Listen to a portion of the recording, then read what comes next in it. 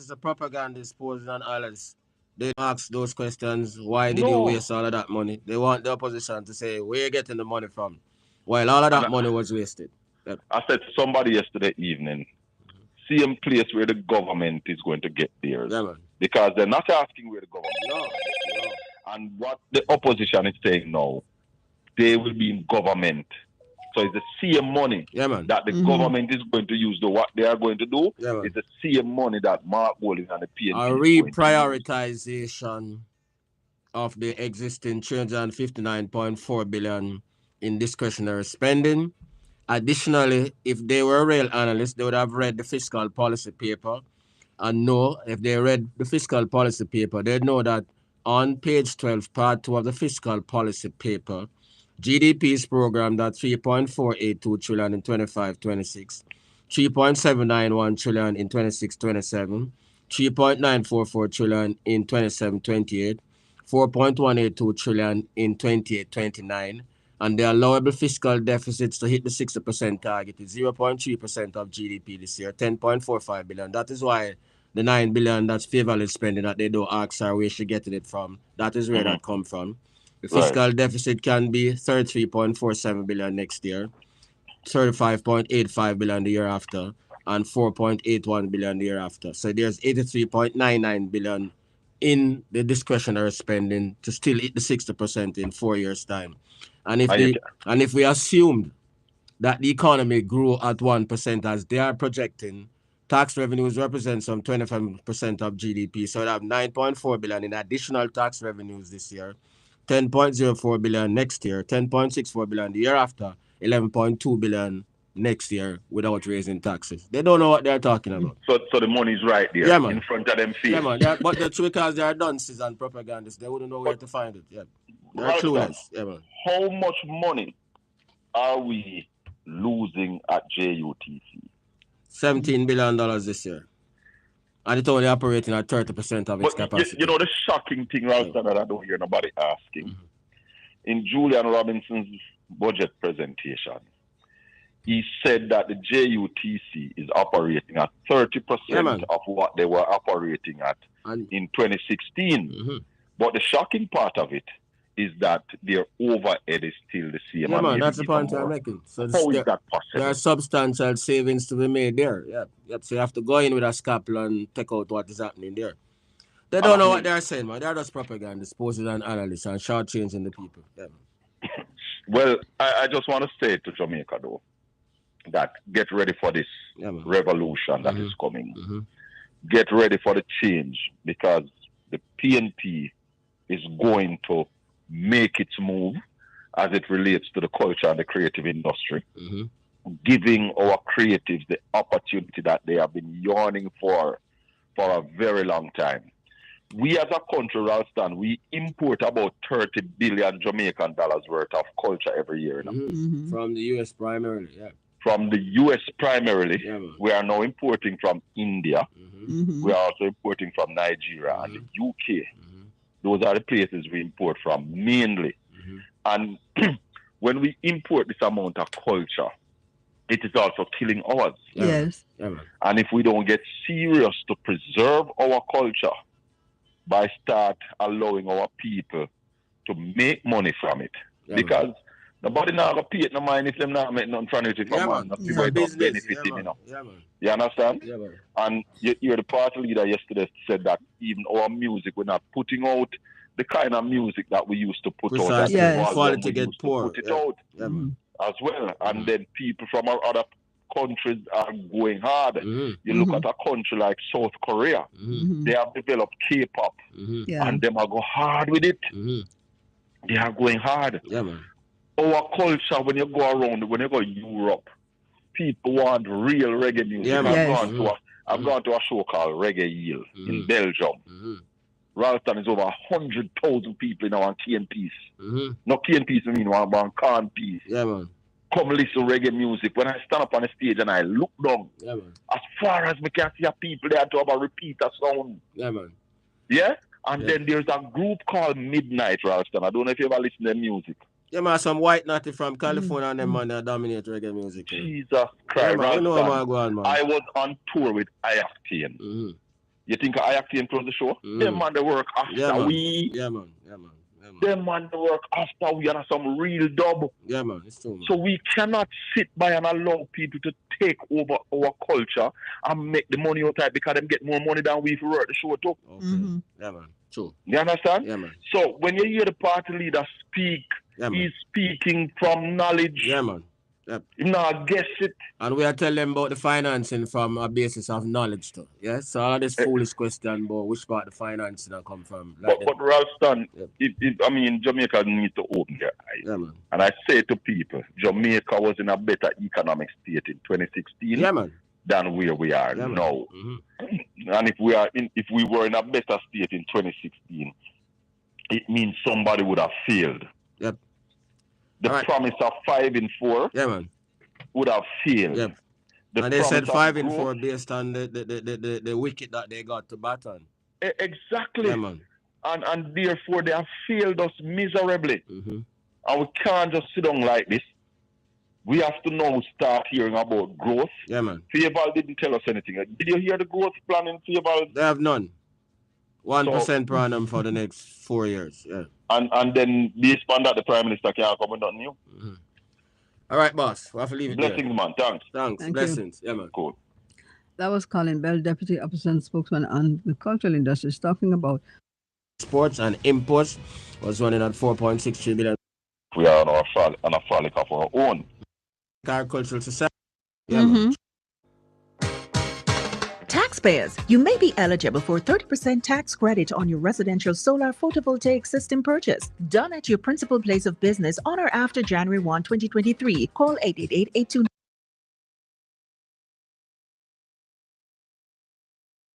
Blessed is the man that walketh not in the counsel of the ungodly, nor standeth in the ways of sinners, nor sitteth in the seat of the scornful.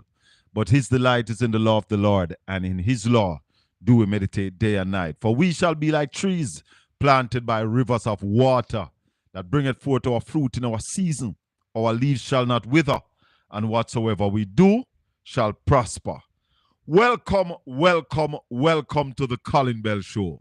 For yet another Wednesday evening. Creative industries to drive economic growth. Good morning, Colin. Welcome. Hey, morning, Dr. Sutherland. Morning, Colin. How are you doing? Well, go and rally. Bless up, my brother. Blessed love, okay. Man. Yeah, man. Okay. It's a good day. It is a good day. So tell us why, based on what Mr. Golding had to say yesterday. Well, you see, normally, Doc, when we come out and we've been talking about the culture and the creative industry, a lot of people think we are on a frolic of our own. So they have now heard it from the Shadow Minister of Finance, and they have heard it from the leader of opposition, the next Prime Minister of Jamaica. What you heard are the foundation laying for what we are planning to do with the culture and the creative industry. Julian spoke about that $1 billion. That is to really set the foundation, to start the training, to start getting people ready for what is to come with this industry. Because as you heard them speak about the growth agenda, we are not in any illusion. We know that we must now start feeding ourselves as a people. We must start earning our way out of the slum that we are in. And one of the things that we are going to use is this orange economy. Okay. Now, as a point of departure, you said that you would confer the Order of National Hero on the Gong as well as on Miss Lou. It is also recognizing, Ralston, our culture. Right? I mean, a few of us would have known about Buster Manty and would have been around when Buster and Norman Manley was around. But as it relates to our other national heroes, they are before us. And when we look at present-day Jamaica, there is none more deserving than the Gong himself. You know, I tell people, yes, I love Miss Lou and I respect Miss Lou, but if there was a toss-up between Miss Lou and the Gong, it would have to be the Gong. You understand? Fortunately, he said both of them. He said both of them. Two of our greatest exponents in the cultural industry. Yes. One of the things is that a lot of people don't know Mark Golding enough. And they don't know that Mark Golding is somebody who is deep rooted in Jamaican culture. Mm-hmm. And I've been there with the culture.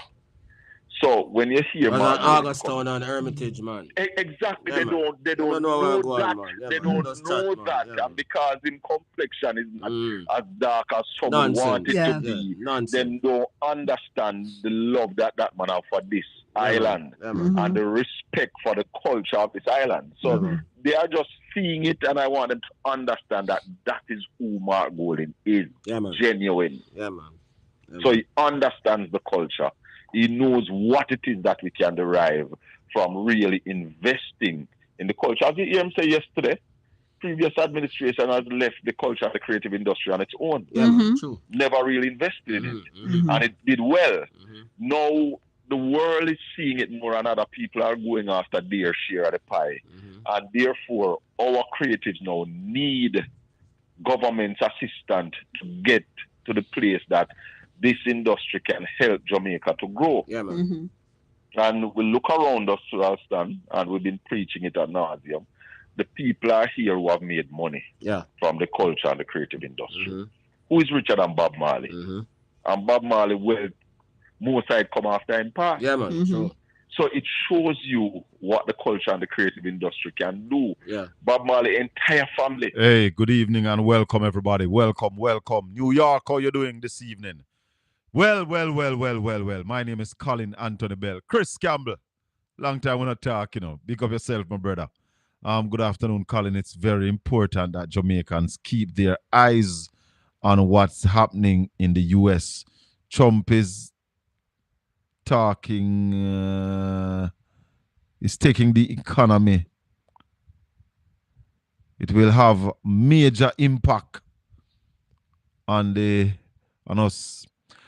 You see, Chris, from I was a boy growing up, them say if America sneeze, Jamaica catch the cold.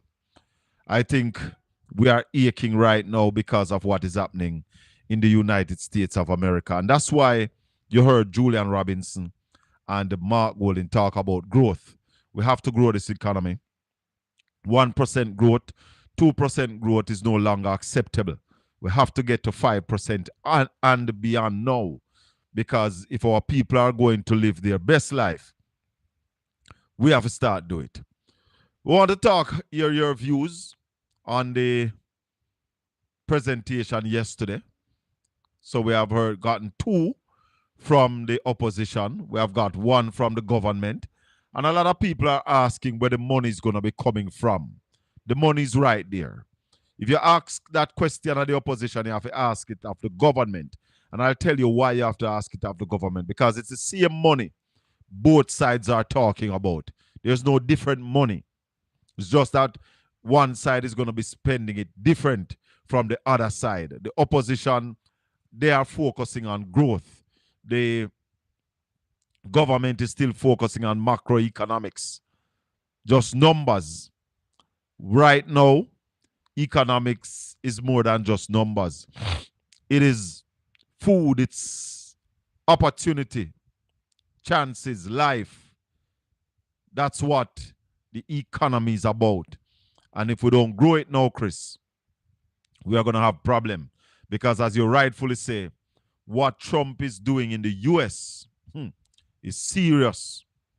And Jamaica, it will affect us. We hear that car prices are going to be going up in the US by about anywhere between $3,000 and $6,000. That is going to affect us here in Jamaica.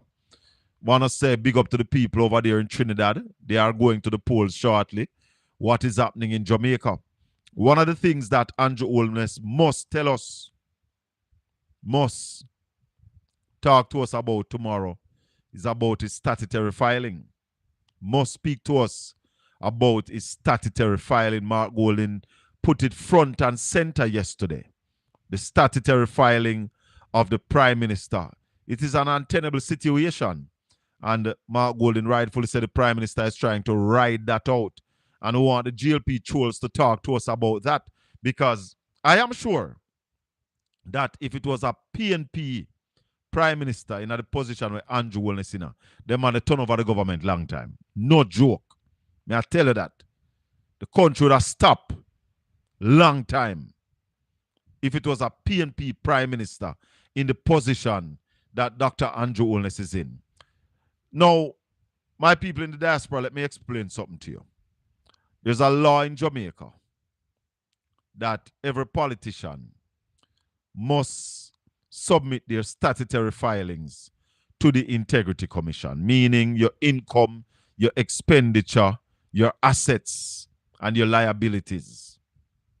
Right? All of that must be filed and submit to the Integrity Commission. The Integrity Commission then go through it and either certify that yes, this is credible, or like in the case of the Prime Minister, they look at it and say this is not credible. Now there is an additional layer when it comes to the Prime Minister and the leader of opposition. What is that additional layer?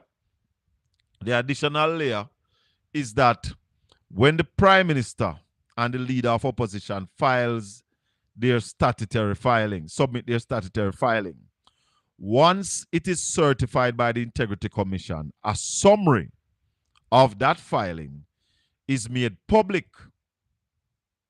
So they summarize everything that the Prime Minister and the leader of opposition put in their filing, and they publish a summary of it. So you can look at it. In fact, I think in the last one it said, and I don't want nobody to hold me to this, but I think they are saying that the leader of opposition made about $100 million from him business them him have.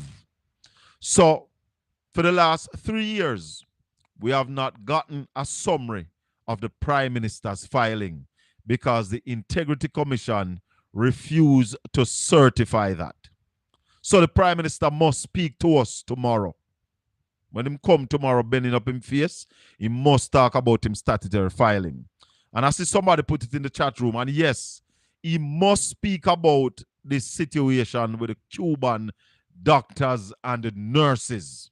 That must come to the fore tomorrow, because we have heard the Prime Minister of Barbados, Mio Motley.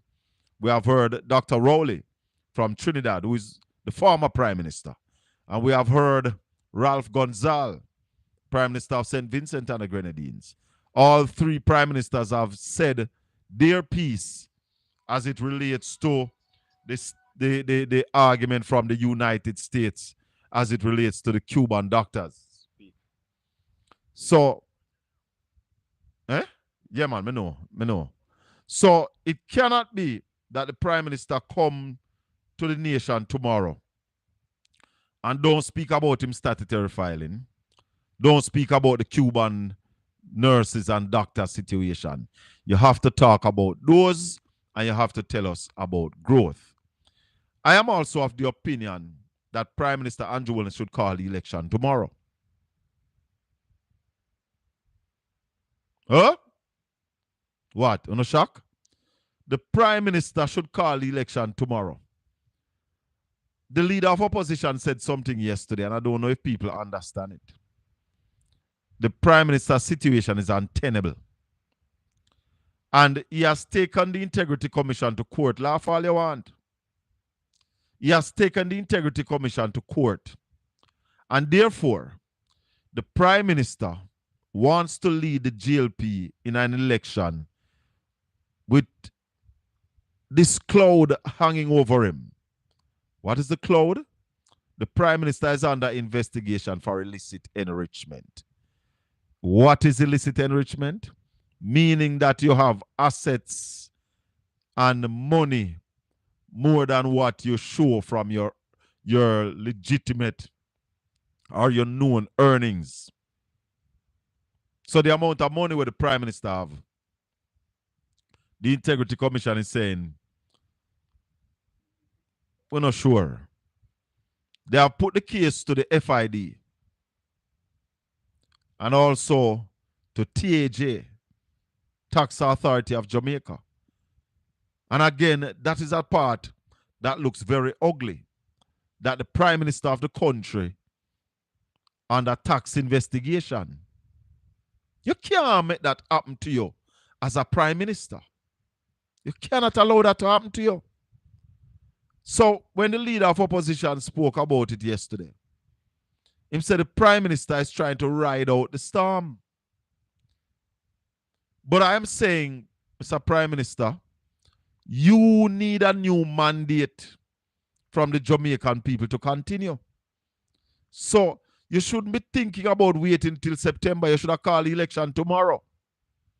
And then if you win after that, then you could claim that the people have given you a mandate. Now, what also happens if when you go to court with all of this thing and try to trash out this thing, you are found guilty for illicit enrichment? I think the thing that would look the best is that the Prime Minister steps aside. If the GLP is going to continue in government, Dr. Andrew Holness should step aside and allow somebody else to be Prime Minister based on the cloud that is hanging over his head. And here a lot of people that jump up and talk about where the opposition will get money from to do all the things that the opposition leader speak about. The opposition leader statutory filing has been certified and a summary made public. It cannot be that the Prime Minister, I mean, look at the man's face yesterday when the leader of opposition speak to the fact of the Integrity Commission. Prime Minister had a stone face, but he could not rise on a point of order, or none of his ministers or MPs could rise on a point of order. And coming to a point of order, Juliet Cuthbert Flynn, what is wrong with you? What is wrong with you? Why you want people to look at you like a jackass? Why you trying for that? You are going to get up and say the opposition leader is misleading the country when everybody know that Portmore, the people of Portmore, vote directly for their mayor. Because you never get to vote. It's your party stop you from voting. You know? It's your party take it to court. Never want Caribbean estate to be a part of the municipality. And you well know what boy, I don't know, Juliet. Maybe you need to go back and try track and field. Because this really, you're making an ass of yourself. And I suggest you stop it. So, when we look at the whole thing, Jamaica is not in a good place. Not in a good place. And all of the surrogates and the trolls have lost their moral compass. And that's why the opposition leader put in a 5th E. Ethics. Ethics. Something I find out that I want to share with you now. Because when the finance minister spoke last week, Thursday, no, that was last week, Tuesday, a lot of people were wondering what is the problem with Fieval and Juliet.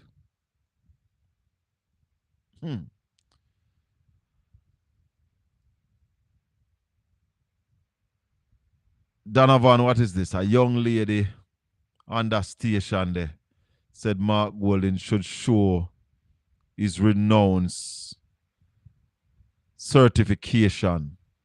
However, she would have finished her statement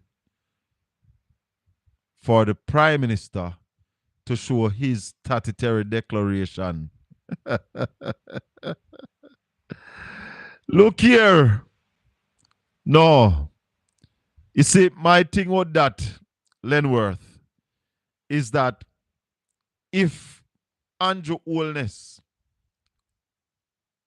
still is a British citizen, that is still legal. The Constitution allows for it. But if you want to ask for that, then I agree with you that she should finish her statement by asking the Prime Minister to declare all that he had submit. But remember, remember that there's a report from the Integrity Commission. Please like up the video, everybody. Like up the video for me. Like up the video. Yes, everybody. And asking all my listeners to check out my YouTube channel, Portland Spice TV. And we're asking you to subscribe. Check out my TikTok page, Colin Shaka Fame Bell at TikTok. Please follow me. Yes. So the thing is, you can be a Jamaican citizen and in fact, the law asks for a citizen of a Commonwealth nation living in Jamaica for over 12 months, and you can become Prime Minister. So, Mark Golding need have to denounce his citizenship from the UK. But he has. And he said in the Parliament yesterday, citizens like me have to get a visa to go to England. And I remember the last time we had interviewed Mark Golding. He told us that the last time he went to England, he went on in a Jamaican passport and he got a visa. And I think I'm going to be talking to him Saturday morning. We have not gotten the confirmation yet. Sister Tanya, how are you doing? Sister Melrose. We have not gotten the confirmation yet, but we have submitted a request to have the leader of opposition Saturday morning on Portland Spice TV. That's my YouTube channel that I'm asking you to subscribe to. But right now we are on Caribbean Radio HD. Brother Gary Radio with upon right now. And we are talk truth. Yeah? If you have listened to the budget presentation yesterday, we want to hear from you what you think about it. Yeah, man. Like up the live, please. One of the big things coming out of it was the leader of opposition. Yes, I know that he's going to be there tonight. We're going to have him on Saturday, I believe. One of the big things is the culture and the creative industry. And you know that's my passion. That's where I have my input in whatever happened yesterday. Our little input was about the culture and the creative industry because we are confident that we are going to use that sector to grow the Jamaican economy. So I was talking to Ralston Hyman about it this morning. I was playing a little light already. Let me touch a little bit more. Has benefited from it. Mm-hmm. Mm-hmm. We as a nation can also benefit way more than we have benefited from Bob Marley. As he said yesterday, what is Jamaica known for around the world? Mm-hmm. What is it that we are known for? We're not known for yam and Irish potato and onion. We are known for reggae music and sprinting. Yes. Those are the things. And our food. And our food. Yeah. And our cuisine. Look at Jamaica, Ralston. Olympics is one of the biggest events in the world. And when you look at the Olympics and you talk about sprinting, the blue ribbon event, it's only two countries, Jamaica and America. Dominate this, It's Jamaica and the mighty USA. Who bring down the USA in a sprinting? Jamaica take all 3 medals in the 200, all 3 medals in the female 100. No other country has done that outside of Jamaica. I don't remember if the US has done it, but it's only Jamaica and the United States. So we are a powerhouse. Correct. And we have not been using that power.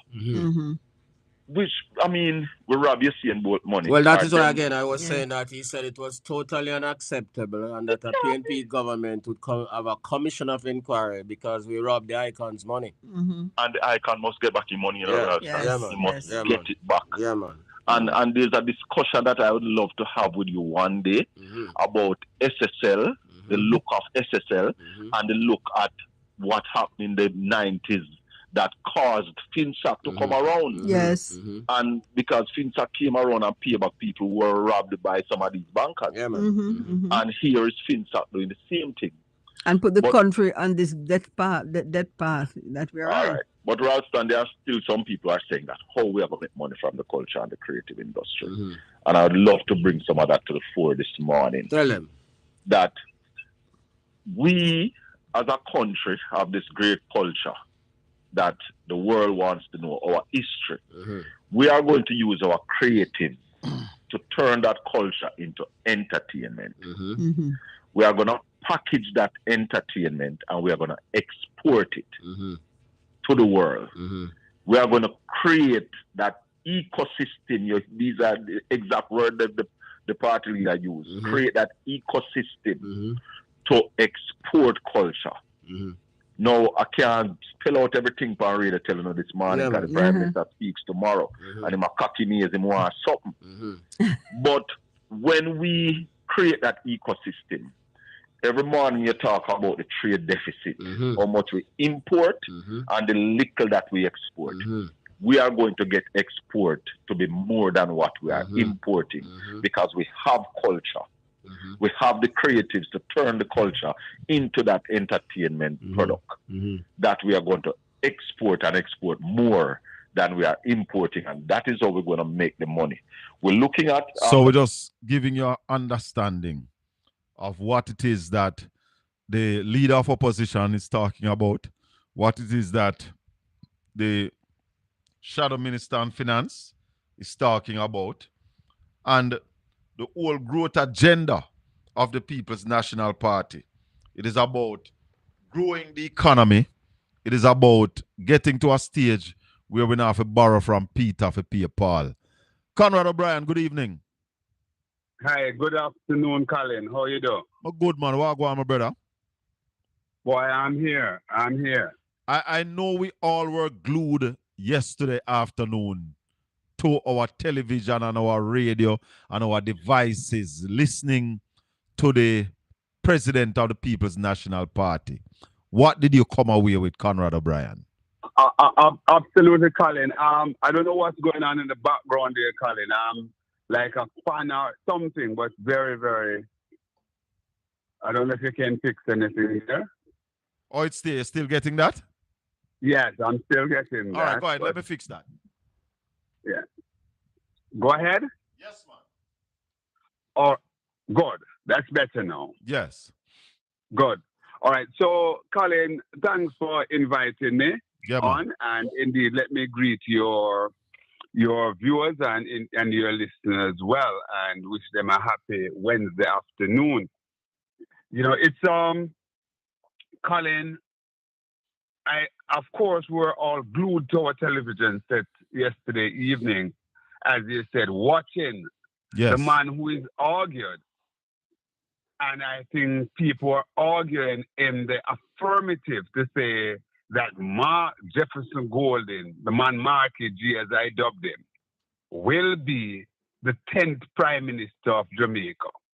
I think they are indeed absolutely... Is it the 10th? Yes? The 10th Prime Minister? It's 10th or 9th, somewhere there about. 10th, I think. Well, certainly, let's say the next Prime Minister, to be correct. The next Prime Minister of Jamaica.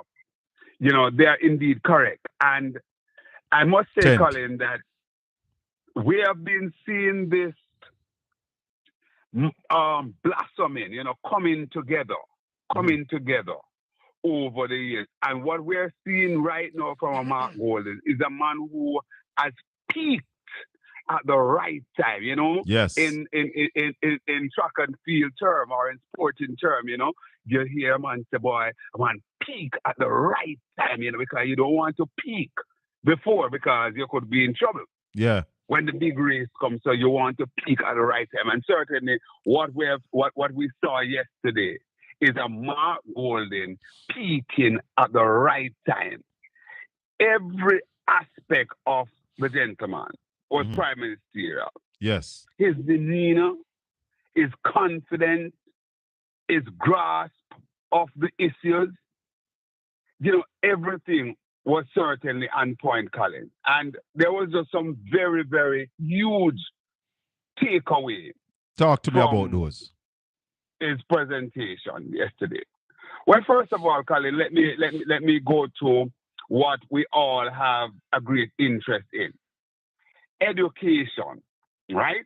He actually gave more meat on the bone as it relates to dealing with our children from kindergarten straight through to university. Yes. Because indeed he had touched the student loan there, which would be the icing on the cake for the university student or the tertiary student. Right?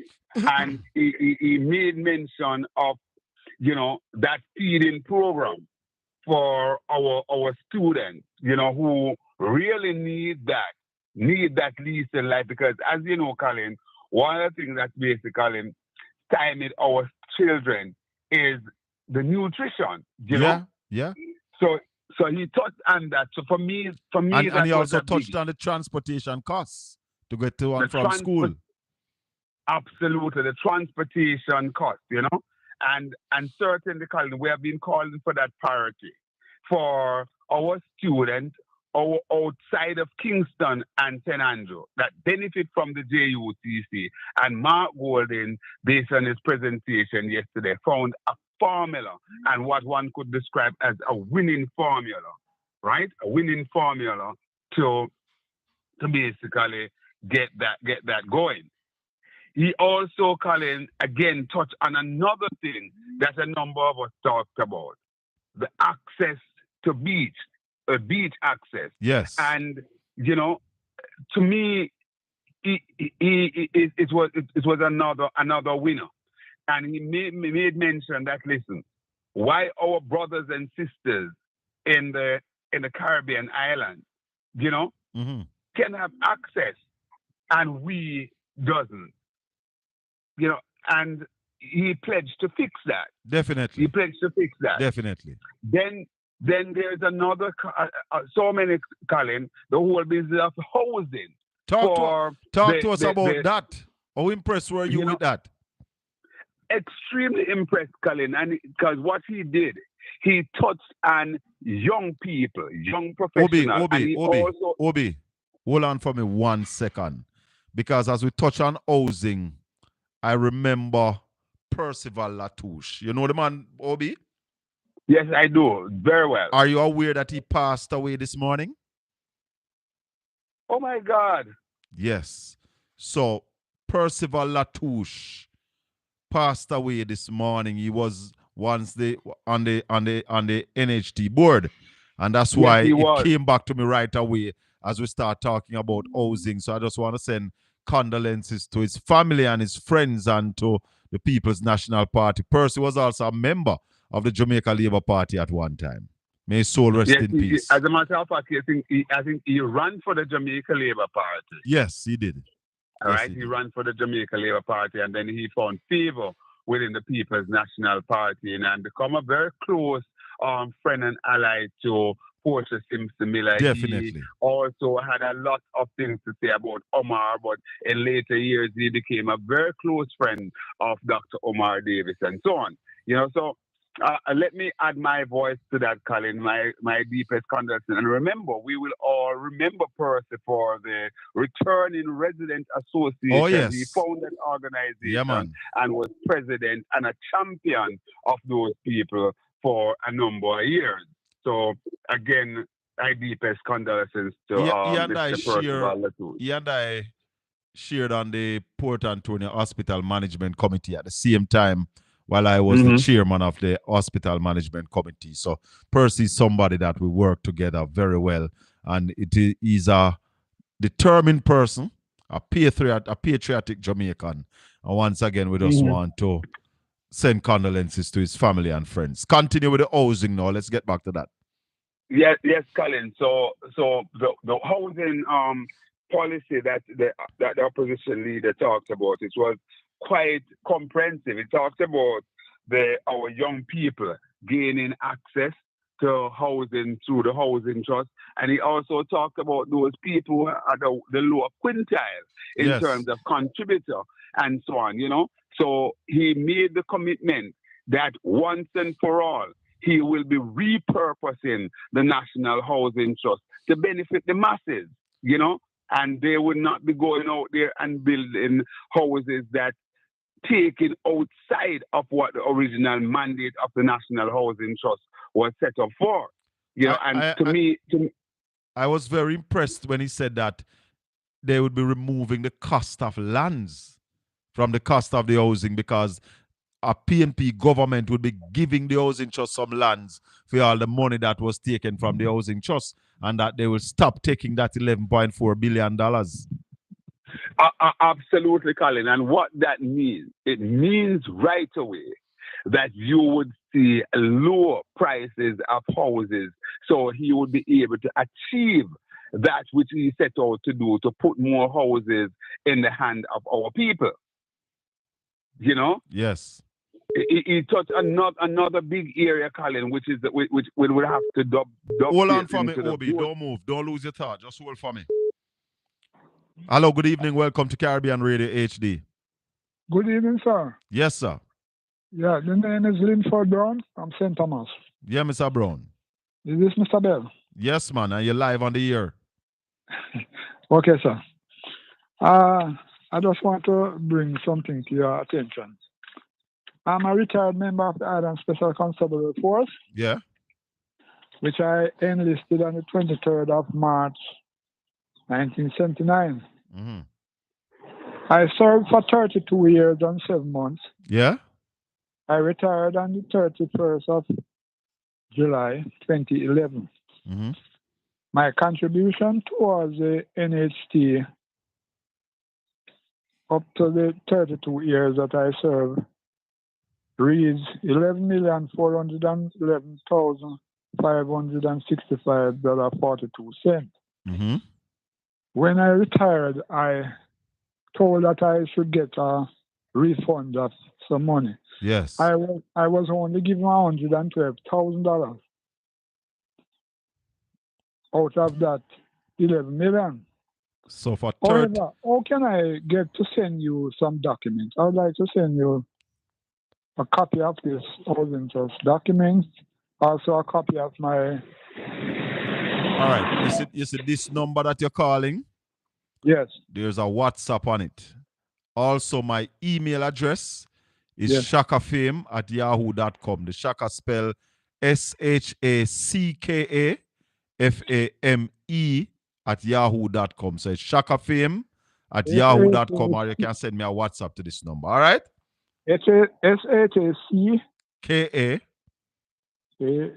SHAKAFAME, one word, all lower caps. So it's shakafame@yahoo.com.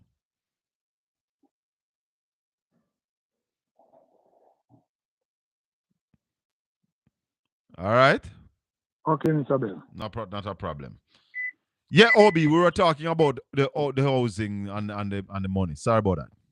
Yeah, man. Yeah, I was moving on about in another area that he mentioned that will have to be taken care of to achieve the growth that we're talking about. Yes. The whole business of the agriculture sector, and of course, skill training, you know, that we would get going, because there is always the argument about bringing in labor from overseas.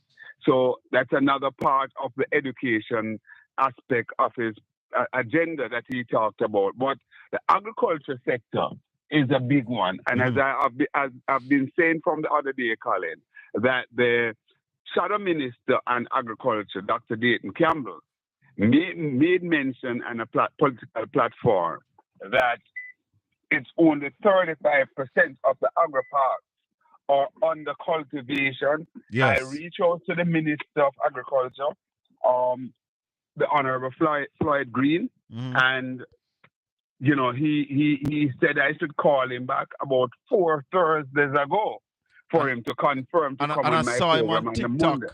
I saw him on TikTok today trying to rebut some of what the opposition leader spoke about.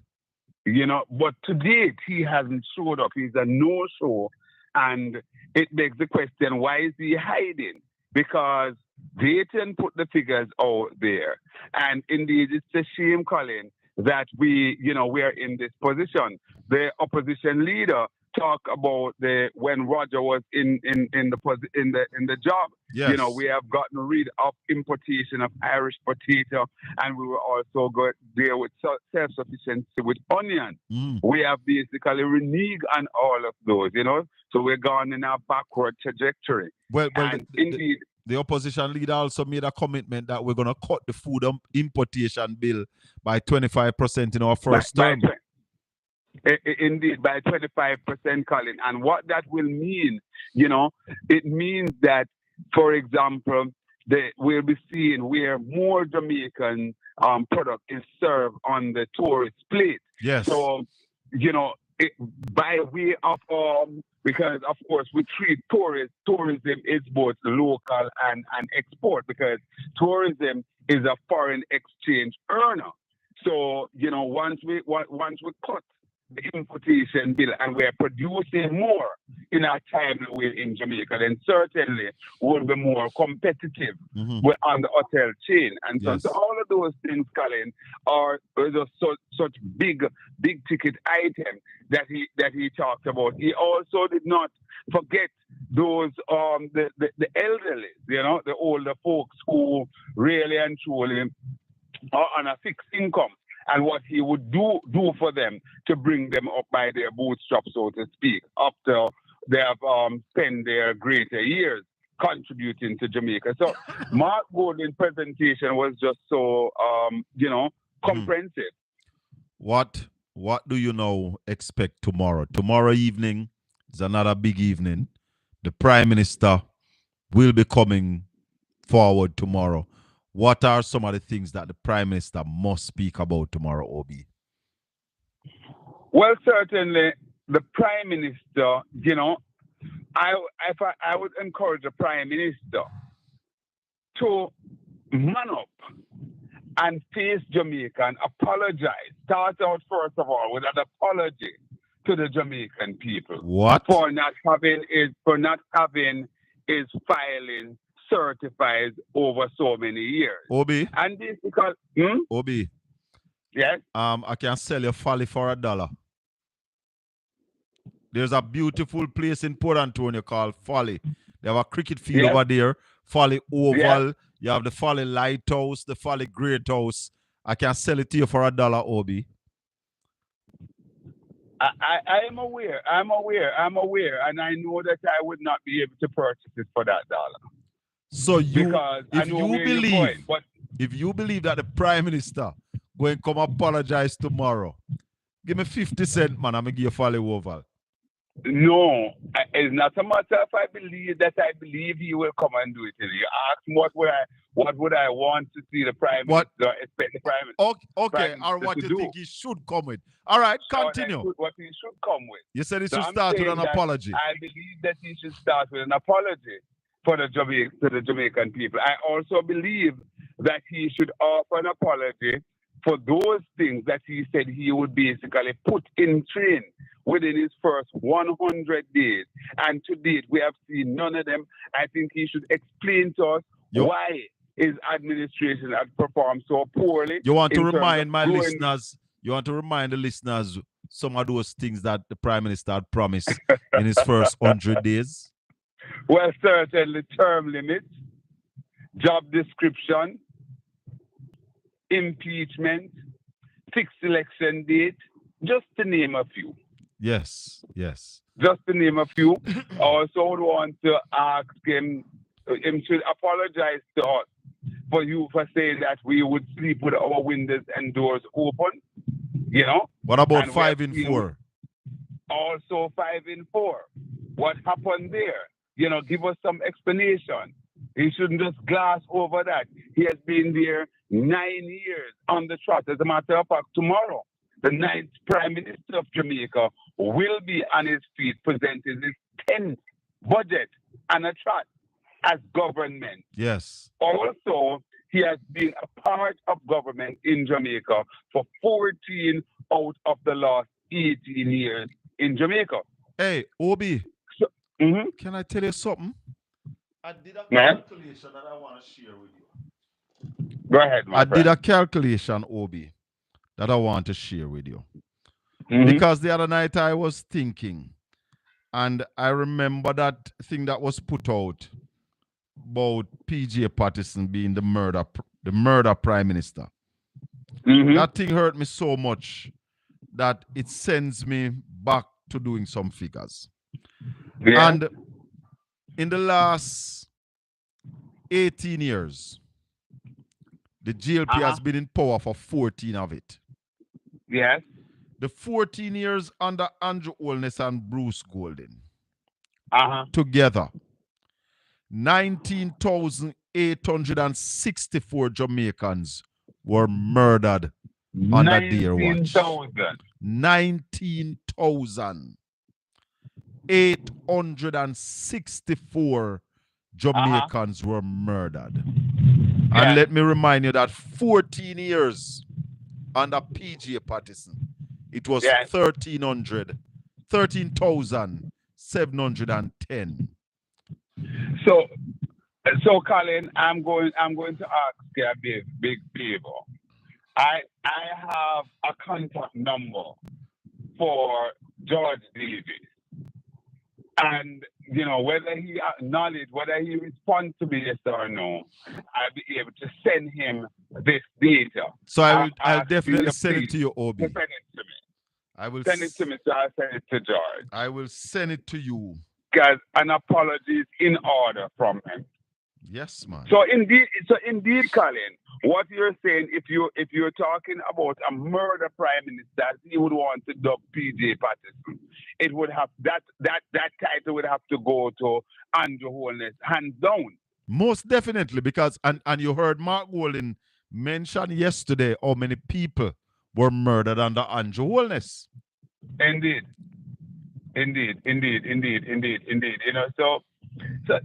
So Colin, this morning I listened.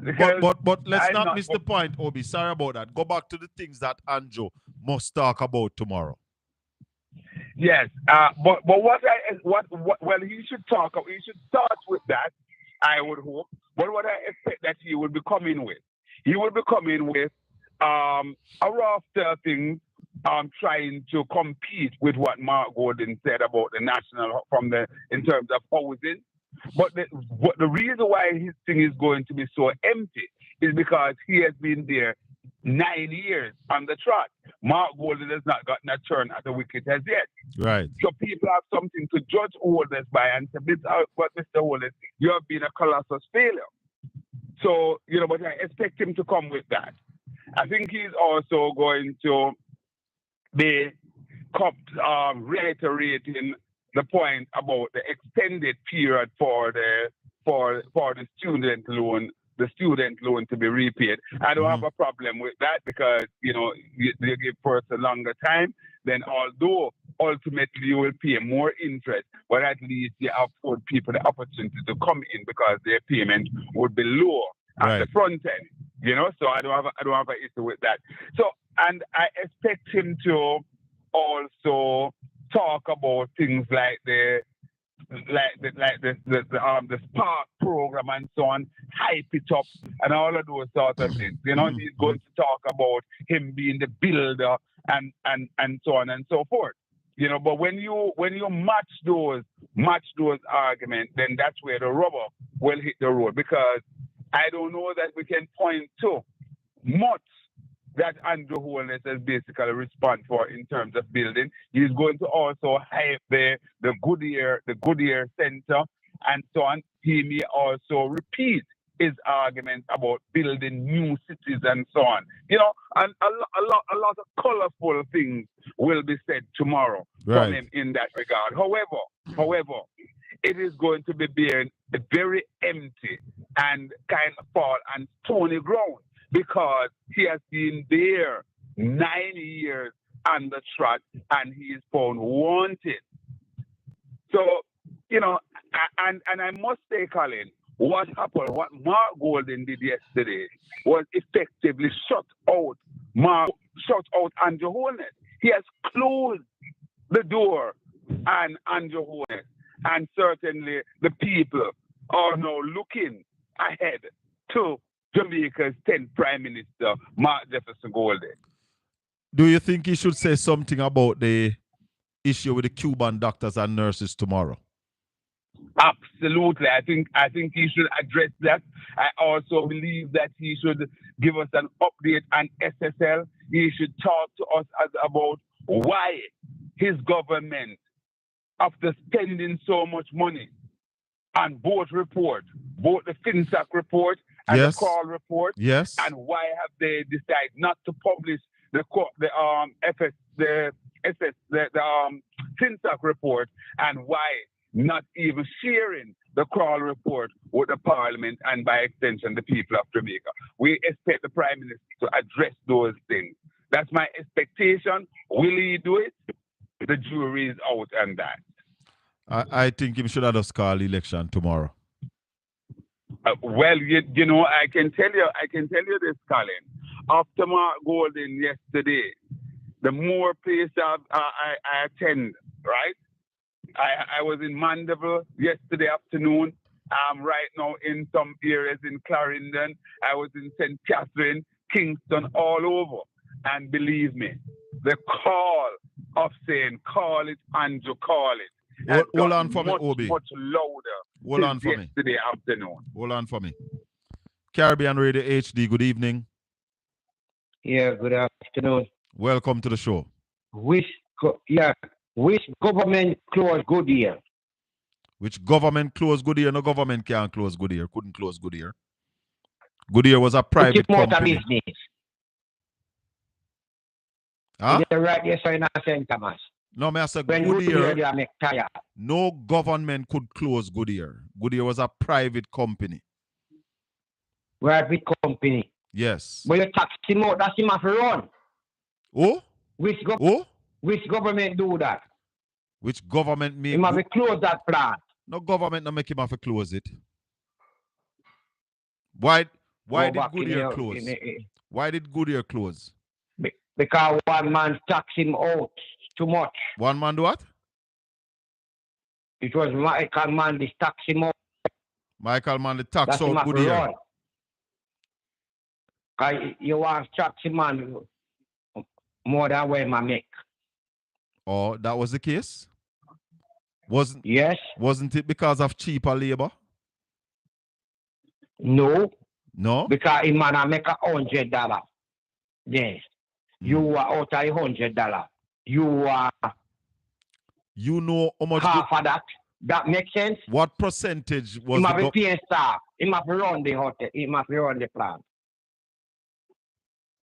So what percentage of tax was Goodyear paying to the government of Jamaica? But why you taxing so much that he must run? Then that's why I ask you what percentage then that pay? Prime Minister of Jamaica State. But he need the man pocket. That's why man run. Okay. So what is the point you're making? My command was a good prime minister, but he need to tax the people them too much. That's why the people in the close. Okay. He's a good president. I know that. Don't agree with you that it was solely because of tax. A lot of companies leave Jamaica at that time because for cheaper labor. Going to Vietnam and those kind of places. He was taxing me too much. All right, sir. He must be running plant. I usually work there, so I know what I'm going. Okay. All right. So why you ask that question? Yeah, because you talk something about Goodyear a while ago. That's why I bring it up. No, me never said no, but somebody mentioned the fact that the urban center is not. There's an urban center there now, you know. Urban center there. So why they not be there no more? Because the factory has been closed for many decades, and the government has now taken over the land and built a urban center there. Really looks good. Okay. Look good. Yes, man. Okay. All right. Because all of the rubber them plant with it. That closed down long time, and them the rubber they move out long time, years ago. Okay. All right, my One brother. to the rubber tree then. Eh? Yeah, so rubber tree there, one to them. Me not sure. I think them clear up everything. It's a different place now. If you go out there, so now are different sightings. A different thing. Different thing. Urban center, courthouse, tax office. What else is there? The municipal corporation office. Lots of shops and things. It look really good, my brother. Remember me tell you. All right? But good year. 1 year from ever since and it closed. Yeah, man. That licked down long time. All right. Blessings, man. One love. Because somebody bring it up. That's why I bring it up. All right, cool. A while ago. Yeah, man. Respect. You're listening to Caribbean Radio HD. We have OB on the line. OB? OB? See if we can get him back. Why are we not getting him back here? Yeah, OB. Yes, Colin. Yeah, man. All right, yes. As we close, Colin, what I say to you, that I'll tell you what I expect the Prime Minister to stay very, very far away from tomorrow, though. Something that Mark Golden owns. He will stay away very, very far from the argument of integrity. He won't go there at all. And he will stay very, very far from addressing the issue of corruption. He won't go very close. He won't touch those with a long stick tomorrow. I dare him to. He will not. The word integrity will not come from his mouth. Is that what you're saying? No, he will run away from integrity, and he will not mention. He will not talk any about corruption. So the fifth E that was put in to make it 5E was for him. The what? The fifth E that the opposition leader put in yesterday, ethics. Absolutely, ethics. Ethics, yes.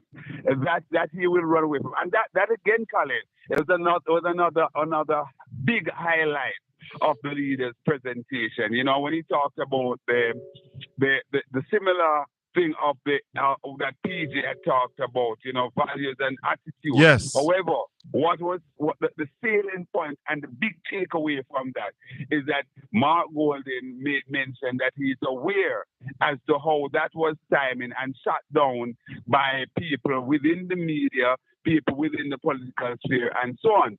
And, you know, he would not be treating it the similar way. He will allow the clergy and other civil society body to really, you know, own that and to manage that. He also talked about, Colin, and I'm kind of backtracking because I'm driving and I don't have the script in front of me. Just to close, he also talked about, you know, how we will fix the whole aspect of the bureaucracy to ensure that we get project implemented in a reasonable time, you know, or in a timely manner. And for the first time, we heard him talking about his own ability to fix that.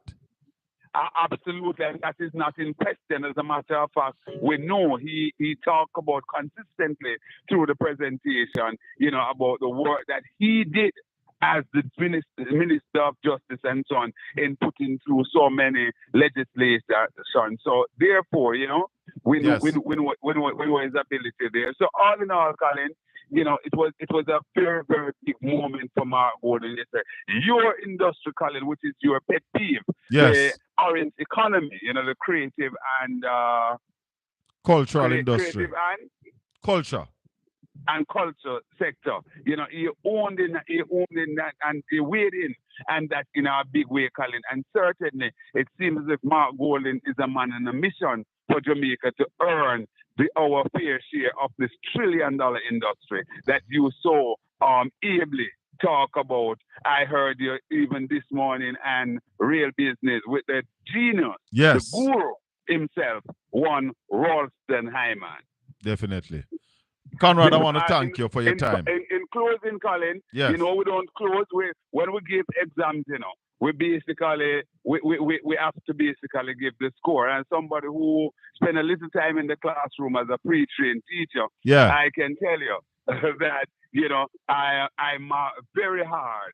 And I have, and then this particular exam paper, certainly Mark Jefferson Golden, Marky G, come out with an even 10 out of 10, full 100. Obi, before you run, I have seen several messages in the chat room asking about corruption at Montego Bay Metro. Have you heard anything about that? Absolutely. I've been hearing that there's something going on there, and it's an area, it's a place that some spotlight, some searchlight should turn on. The Montego Bay Metro, and that is the public transportation system over there in Montego Bay, similar to the JUTC in Kingston. So right. This is one that we are watching, Colin. Is it another scandal and another piece of corruption? But Obi, there's a big problem at JUTC, you know, because in Julian Robinson's presentation, he mentioned that JUTC operating at 30% of their capacity that they were in 2016, and their overhead is still more than what it was in 2016. That looks like trouble there is for me too. Hello? Obi? Yes, yes. Go repeat for me, Colin. No, I was saying that what Julian Robinson said about JUTC on Tuesday looks dicey as well when he said that JUTC is now operating, last Thursday, JUTC is now operating at 30% of what they were in 2016, yet their wage bill, their oil bill, their parts bill is either at the same or more than what it was when they were operating at 100%. Absolutely, Colin, and certainly it was raised in the parliament, and even the minister himself said that he too, that Darrell Vaz said he has some concern there, yes, and it's something that he will have to look into. He actually said that in the parliament. So we have to start looking into these. Thank you, Obi. You're welcome, my friend. Blessings. God bless you. Bye-bye. Conrad O'Brien, talk show host, News Talk 93 FM, straight up. He's on that every Monday and a Tuesday from 9 a.m. until midday. Yeah, man, and you can listen to him. My peeps are all heap of things. We have a look at all of these things that are happening on this little island. We're on a break at Caribbean Radio HD. They'll be rejoining us shortly. We're still here on Portland Spice TV, 804-7072. That's 876-804-7072. Or you can call us if you are overseas at 305-654-7944. That's 305-654-7944. Those are the numbers you can call us on right here on the Colin Bell Show. Oh, gosh. That's coconut water from my coconut tree. Yes. Sam, good evening. How you do? Mr. Bell. Yes, Sam. Have you seen the documents on the Montego Bay Metro? Yes, I've seen some of them. I hope by now and tomorrow. Hold on, Sam. Don't move. Hold on, Sam. Hold on. Hello, good evening. Shower. Yes, shower, man. Where I say? Shower, man. There for your case, you know. We are listening, you know. I'm not listening. You have to listen. Come with the argument, them now. Where the little man call you talk about good here place, but he might go around and tell about Michael, man. Where we tell you say it locked down under PMP government because too much tax them in a tax, just like the free zone where Seago bill. Listen me. Mm-hmm. The free zone of Seago bill. How much people that work between free port and so. Why free zone? Why the free zone them closed down? Eh? What cause the people have to run? Why the people them run? Because they got cheaper labor in places like Vietnam. Them get cheaper labor. Jamaicans weren't going to work for those kind of money anymore. No, I'm not really that. I'm not really that. Light bill is too high upon them. Is that a part of it? That labor, they got cheaper labor. They used to work, in your time, they used to work with the government, don't it? May I ask you a question? If me used to work with the government? Yeah, you used to work with the PMP government. No, I've never worked with government before. Never? Well, yeah, one time when me did in the army. You was a soldier. Yeah, me spend a little time in the Jamaica Defense Force. That's the only time I work with the government. Never work with the government otherwise. But me hear you talk, say, down a Portland, you used, at the hospital, you used to work there, you used... No, that's not what I said. I said I used to be the chairman for the management committee that was voluntary service. Okay. Well, me I listen to you. Me like you sit down and you will listen to people, you not hang up on people like Jeffrey. No, man, we not have to hang up on people, man. Labor right now have no argument for beat PNP. That's cool, when it comes to truth, have no argument. No, we can't chase, we don't have the chase, No, and that's why we are reason. Yeah, we don't have the chase like Dave Campbell and Damien and the man. We don't chase. We listen. But Damien and Dave no trace neither. Right. I like your reason. Sorry. But you hear me now? Yeah. They'll settle for you till tomorrow, you know, when my prime minister talk tomorrow. What am I going to say tomorrow? Tell me something that I'm going to say. Me don't know what I'm going to say. He's going to talk about his statutory... Is he going to talk about his statutory filing? Is he going to speak about his statutory filing? Of course, I'm going to talk about it. I got to know that you was funny to get him out. I know we are use that on him. Yes, man, we know that buy out the integrity, brother. Nah, man, not do that, man. We don't buy out nobody, man. Buy out the integrity, but now we get rid of one and we have more to get rid of, you know. But I want to put them there, you know. Remember, say I want to put them there, you know, and we put them there. I agree, but then get them a long time PMP, man. Nah, man. Let me ask you a question before you go. You believe a prime minister, while being prime minister, should have hustle and a juggle while he's a prime minister? Him now hustle and juggle. Who now hustle and juggle? PJ do that. Nah, man. PJ say I'm going with 5 account and come out with 5. That's what he said. PJ sell out the whole of the country. Where PJ got France go bid. PJ got France go bid out a man, you know, brother, for buy a house. You know. Where PJ get so much money. Then hold on, you know. Then you know, think as prime minister, you should at least can buy a one house. How much house? No, you are going like Andrew. When Andrew did that building house, you did that take set pan and say, I think you might for building house. No, but remember, same get the money from SSL. No, man, them down when Andrew never mentioned this. Andrew saying get the money from... Go back, go watch 90 Degrees North. Go back, go watch 90 Degrees North and hear what Patrick Bailey say. Go back, go watch it, my brother. Him saying get the money borrow from DK Duncan Bank. Then. No, him borrow money from SSL, brother. Go back, go check SSL. It. Yeah.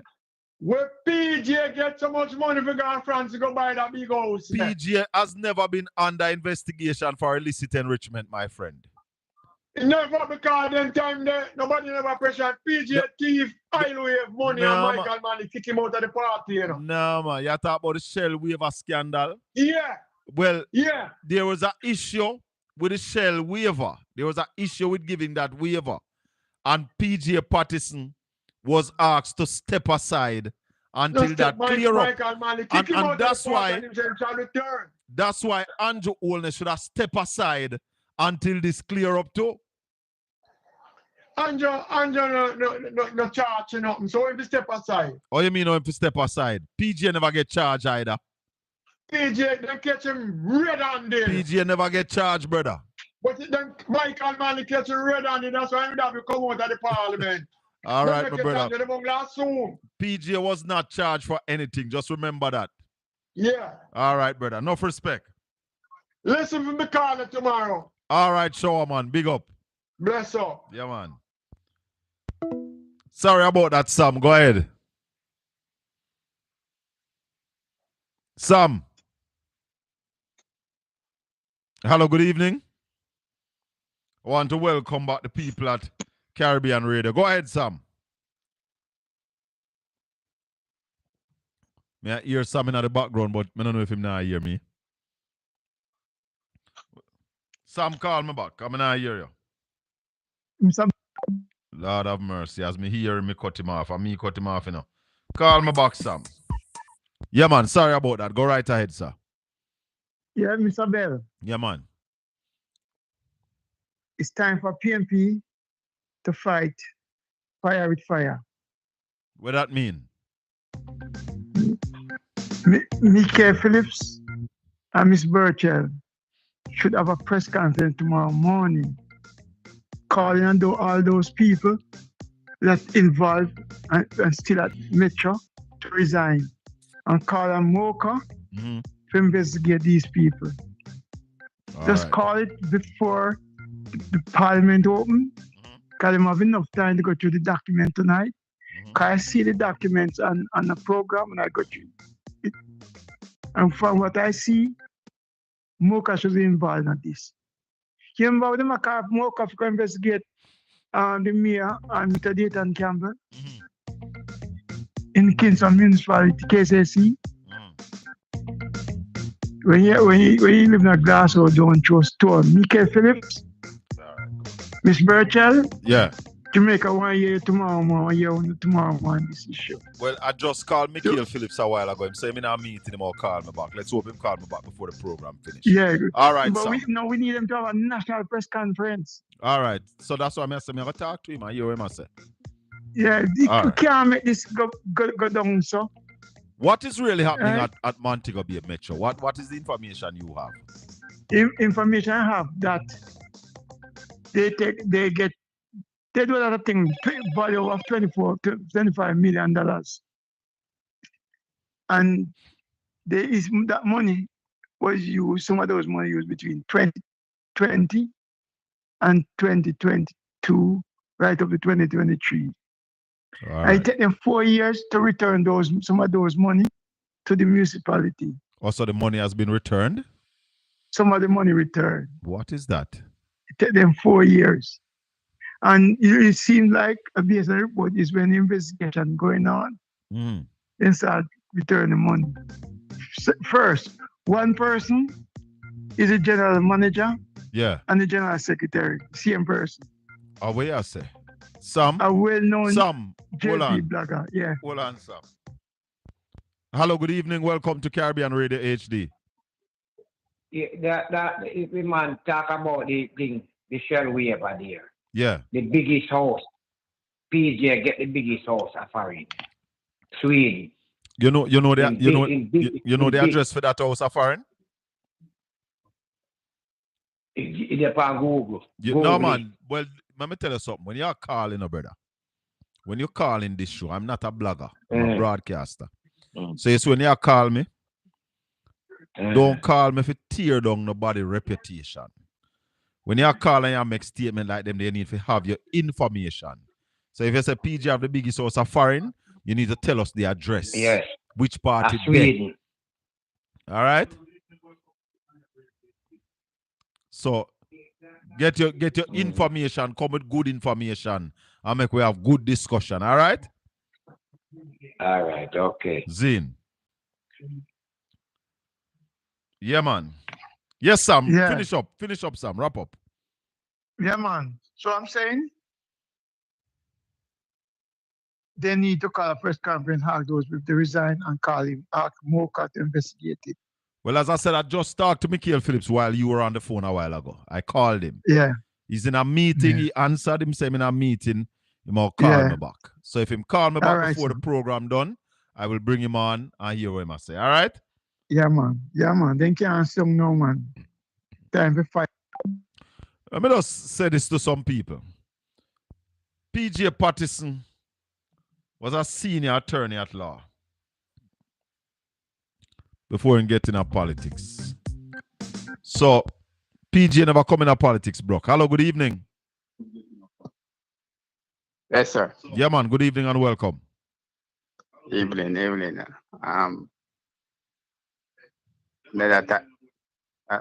Another time, Panyam. Go ahead, man. May I listen to you? Thank you for calling. Yeah, I want to say you overheard Some people downtown.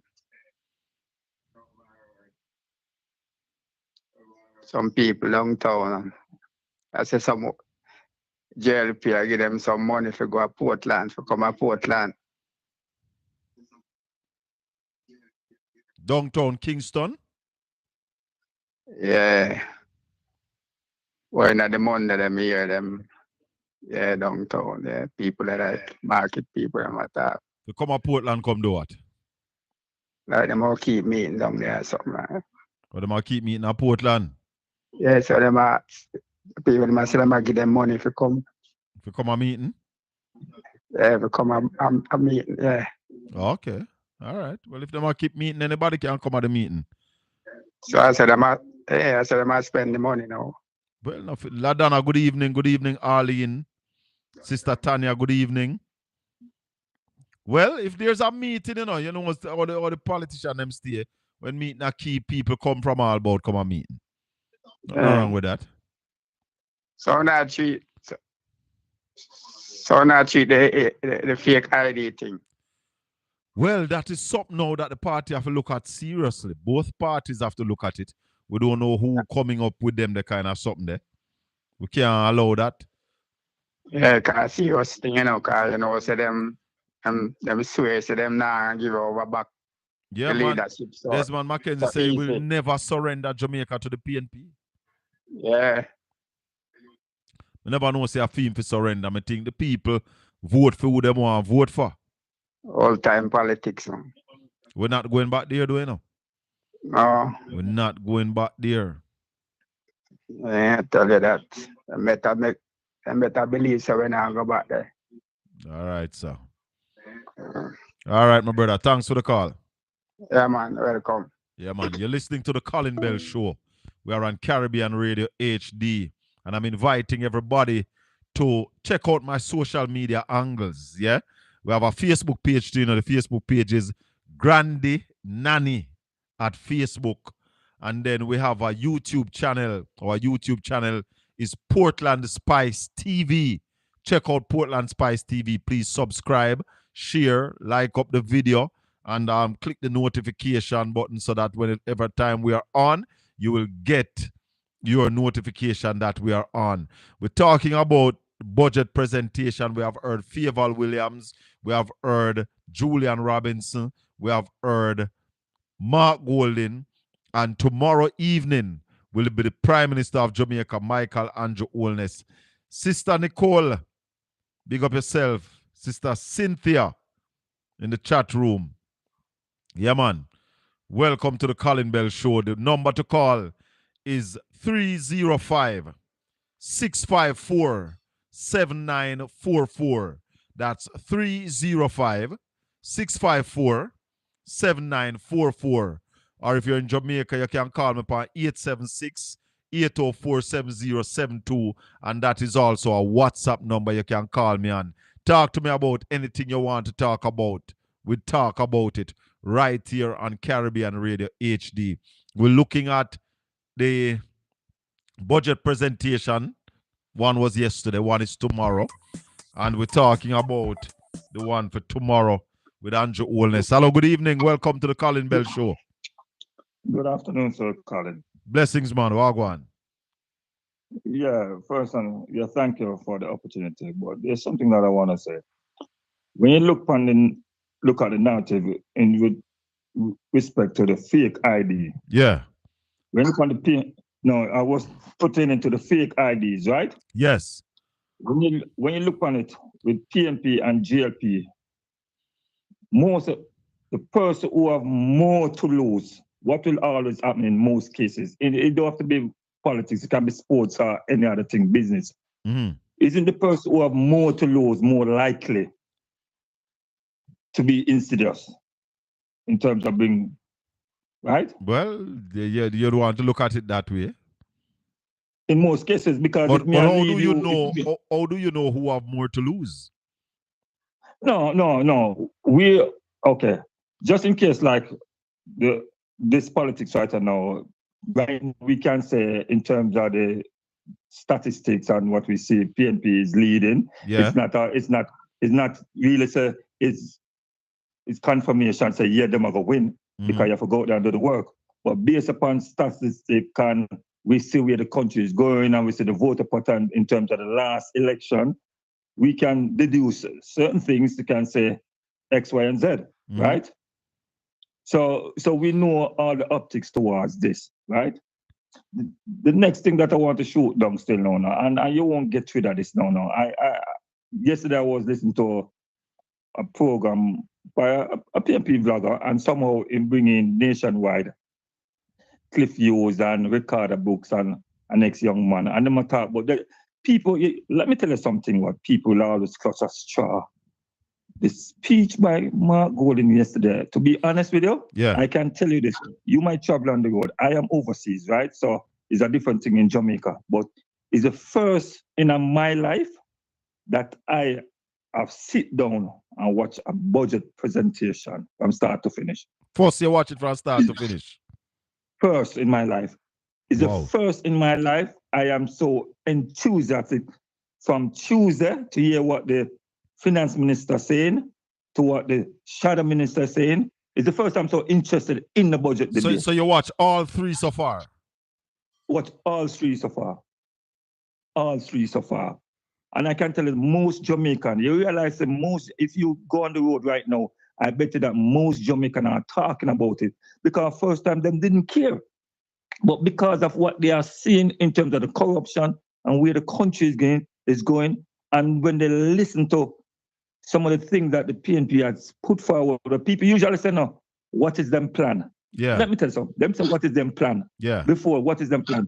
Now they put forward a proposal and their plans. You hear them say, where the money come from?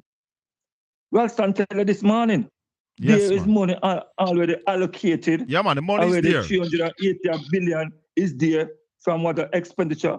They also, remember this, no. And I listened to Mark Gold and said, no. Some of the spending, it come like me and you are working in one company and we all get $50,000 a month for pay. Yeah. Me decide say, yeah, me. Every weekend we want to go party. Me and you get the same amount of money. Yes. Now. We live in the same lifestyle. We have the same household. Yeah. And we decide say, me want to go party every week. You decide say, you want to see a $5,000 out of your pay every month. Yeah. It means that if each person does something different, and the person who is more frugal will have more money. Of course. But one other thing I want to point out to listeners and viewers all across the world, the same money that Andrew Holness and Favour Williams is saying that they are going to spend is the same money Mark Golden and Julian Robinson are going to spend. Because it is only one of them can spend the money, the one that is in government. So it's the same money. It's just that people go and spend it different from the other one. Okay, case in point. In the salary negotiation, didn't Nigel Clark tell the teachers and the rest of people themselves there's no money for raise, there's no money for increased percentage, not even by 2.5% or whatever percentage, and him can't do it and this can't happen. Him tell them by April 1st. And if them don't take it, them go and lose it. Yeah. And do after the people them sign, after them hoodwink the people them, don't them give themselves a 200% increase? Oh yes. Is it where him get the money from? 200%, not 300. Well, yeah, but where him get those money from then? Because the money was always there. Exactly. Where do they get the $5 billion from for Cornwall Regional Hospital? The money is there.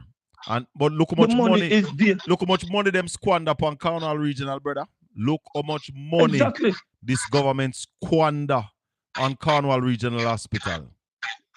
So when one of Nationwide who was said to Cliff Hughes as a boy is a good project, him saying good thing. Cliff, you shoot him down and try to tell him, say, where am I getting the money from? These are the things that will happen. And let me tell you something. When a man try and nitpick something and can't find something, it shows the signs of desperation. Yeah, man. And this budget here, I'm going to tell you the honest truth now. I am trying to look at the areas where the Prime Minister can come with, and I can't see it when can come with for do what Mark did yesterday. Well, I will be listening. The same way I was glued yesterday evening, I will be glued tomorrow evening to my television, listening to the Prime Minister. And as I point out earlier, some of the things that he must speak to us about, we must hear about the Cuban doctor situation with the US. Let me tell you something. When we hear Marlon Morgan come out and say he's going to make this for the best interest of the Jamaican people, let me tell you something.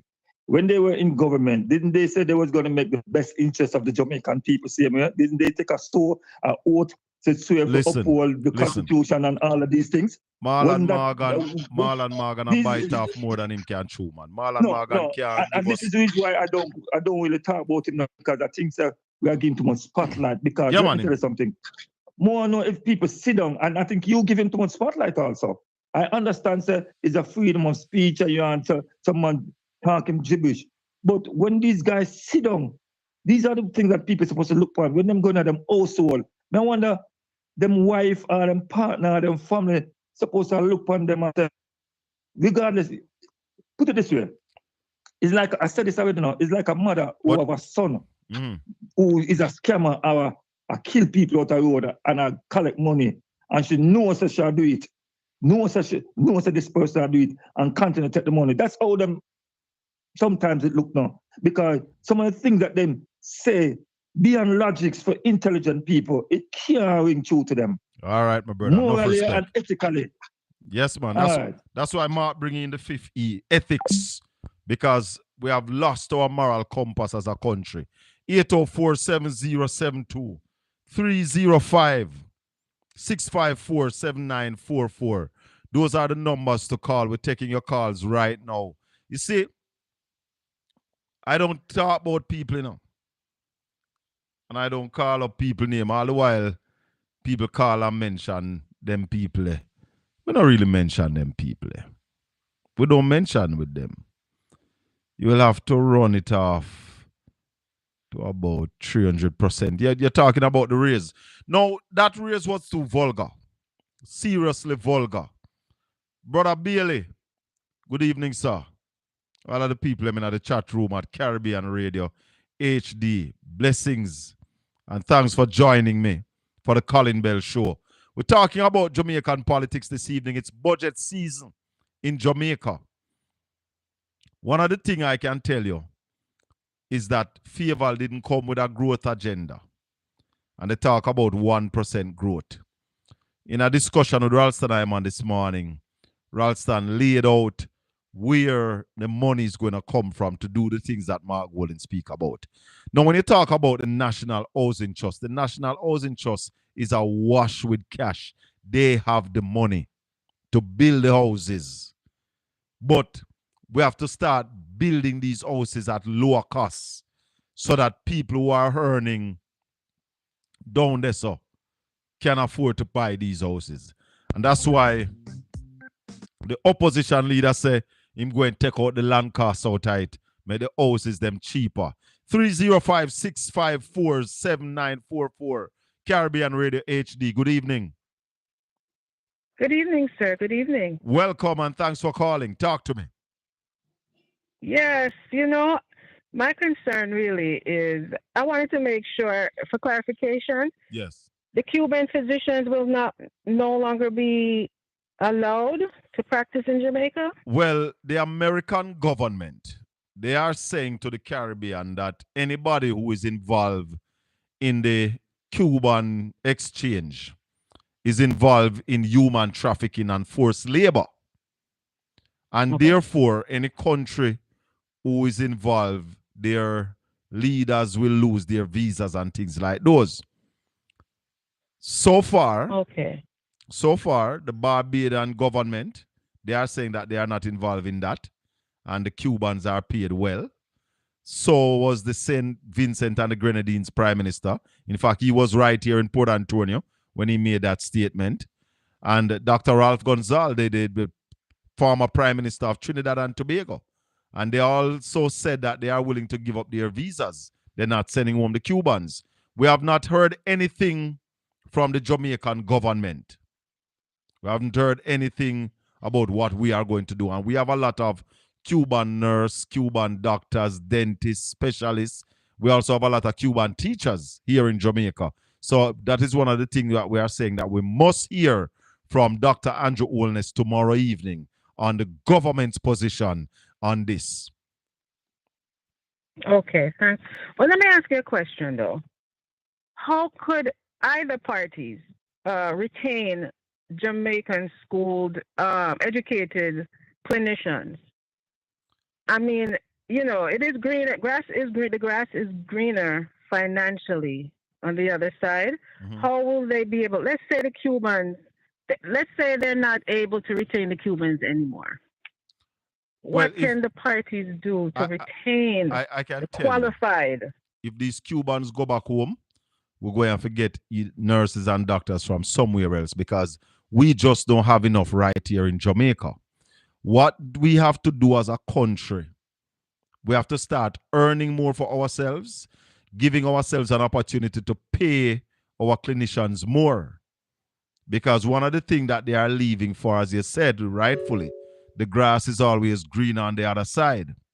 So therefore, we're going to have to start pay more or give more inducement. Hence, you heard the leader of opposition spoke yesterday about how he's going to treat with the housing trust and allow teachers and police and nurses to have easier access to owning their own homes. Okay. Oh, so you mean that $2,000 a month they won't be able to?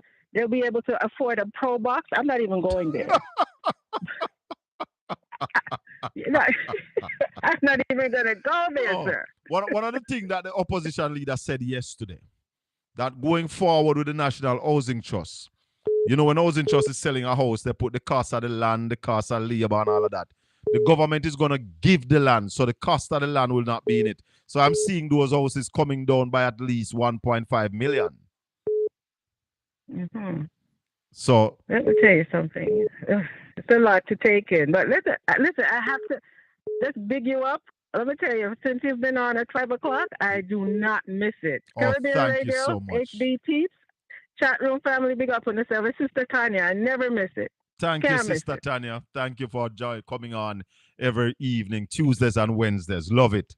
Blessings. All right. Take care. We try to bring the information. That's what we do. Try to bring the truth. As I said to you, I am not a blogger. I am a broadcaster. I've been a broadcaster since 1993. That's how long I've been here.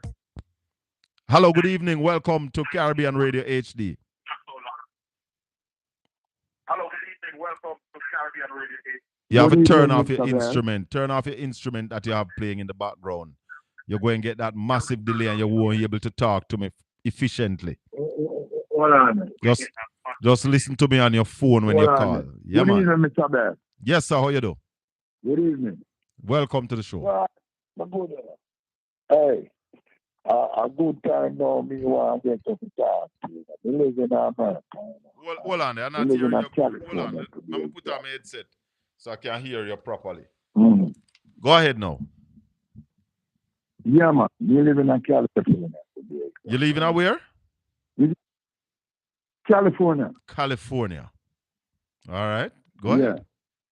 I mean, he's a man like this. Me pay attention to what is going on because me not listen bar talk and me not listen shop page talk. Okay. You understand me? Mm-hmm. I made it a point of my duty to listen to Mr. Colin. Beautiful. Now, you can see the difference of a man that has leadership qualities and leadership skills as opposed to a man that is a PR artist. PR. Talk to me. Because you cannot come out and be making promises that you cannot fulfill. You come, you say, you promise hospital in Spanish Town. Right? We don't see nothing come off of the ground. There was an announcement of some water project from the Martha Bay River in Trelawney all the way to Westmoreland. We have not seen that come off the ground. Now, how are you going to build a hospital in Spanish Town and you cannot finish the Cornwall Regional Hospital? That is madness. You cannot tell people those kind of things. Now you want to turn Portmore in a parish.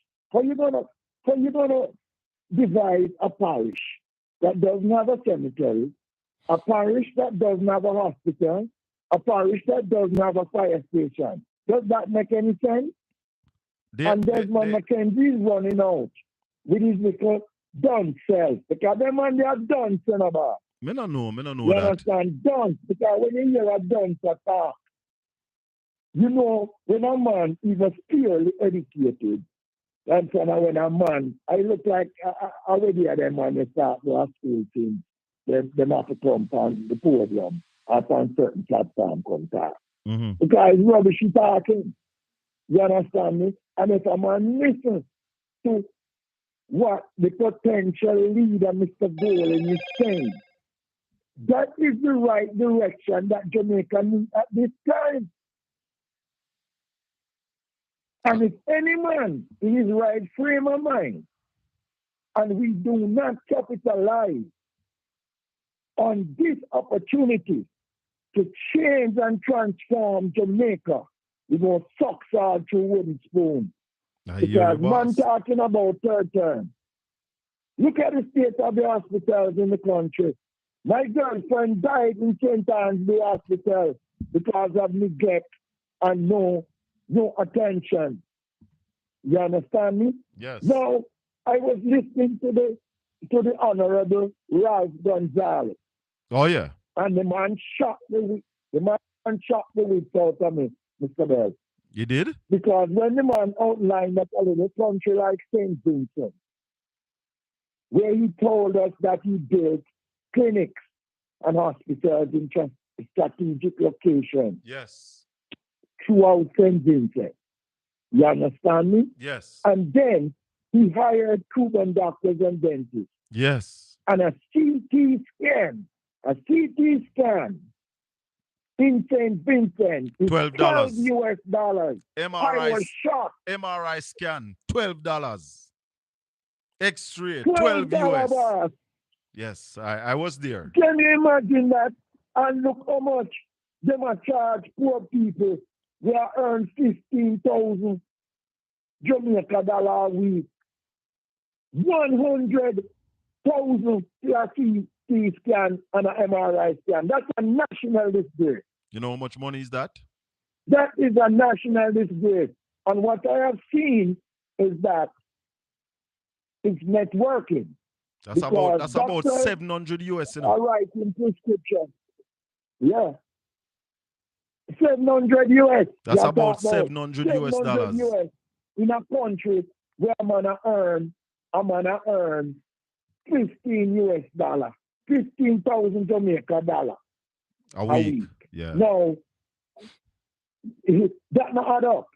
Then again, what I have seen, if Christopher Tufton was doing anything to appease Jamaicans and to make the life of Jamaicans more feasible and more comfortable, every hospital compound from Moran Point to Miguel Point is supposed to have a laboratory. Yeah. You cannot have a hospital compound without a laboratory. That is madness. You are supposed to have X-ray machines on the compound, CT scan, MRI, and things of the like. And you realize how much money we have squandered on Cornwall Regional? The first figure we got. The first figure we got to fix every hospital with a lab. Can I tell you, the first figure we got to fix Cornwall Regional was 2.2 billion. We are now at $20 billion. $20 billion, people. So where are these monies going? And then I see a lot of people is running out. And the question they're asking, I hear the opposition leader say that he's going to put an inquiry on SSL. I think we also need an inquiry into Cornwall Regional Hospital. That can be. He called it the mother of all overruns. Yeah. To tell you the honest truth, I don't see how Jamaica is going to improve when we have so much scandal and the investigative process is just a farce. A farce. Because look at SSL. They went and tampered with the evidence. The computers were missing. Mm-hmm. They sold the property. Now, a property that's under investigation, where an investigation is going on. That property is not supposed to be sold. Well, the argument is that it wasn't sold then, it was sold a long time ago. It's just a transfer that took place now. We don't know, but we need more information. All right, my brother. Thanks for calling. All right. Bless All up. right. You Bless take up. it easy. 804-7072. Good evening. Welcome to Caribbean Radio HD, the Colin Bell Yes, sir. Show. Good evening. Boy, I love your program in a 40 flat. Calling from St. Anne again, you know. Big up yourself. Love the program, I have. Yes, but you no. But me can understand what me Mr. Mackenzie I say. About the house which part. And when you say you give the land, and then you give the house, and after the owner for the house died, what you say?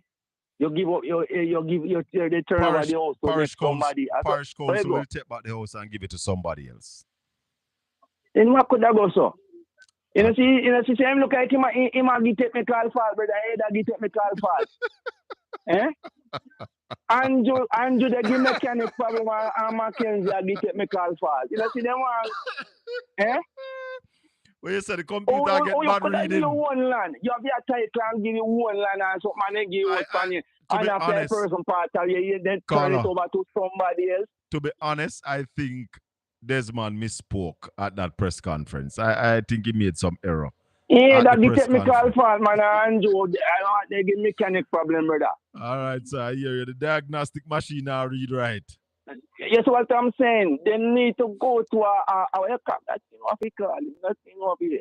All right, I'm ready. Go and keep on the program. See? Blessings, man, and thanks for the call. 40 flat, say that. Yeah, man. All right. Big up yourself, 40 flat. 804-7072. That's 876-804-7072 or 305-654-7944. 305-654-7944. Those are the numbers to call. This is the Colin Bell Show. We're live on Caribbean Radio HD. Yeah, man. You know, sometimes you get some of them called away. The man said the man had a technical fault. Bad reading on the diagnostic machine. So, we have squandered too much money in this country. And there are a lot of things that we need to look into. Whole heap of things that we need to look into. The country needs a forensic audit. A forensic audit, detailed audit this country needs. The country's economy is in a bad position. Don't follow them. The country's economy is in a terrible state. And even though they try to not give Mark him full points, but they can't run away from the fact that the PNP has been talking about the growth agenda. And what we need in Jamaica right now is growth. And if we don't grow the country, we're going to be suffering. Chris Langton, you call me, man. Wagwan. Well, yeah, Colin, how you doing? We're good, you know, man. We're there to assess the thing, you know? Boy, Colin, I can't tell you how proud I am of Mark Golden. Yes, man. The man delivered yesterday. He came, he saw, and he conquered. Decency. Yes, man. Ethics. There's a spiritual side to it.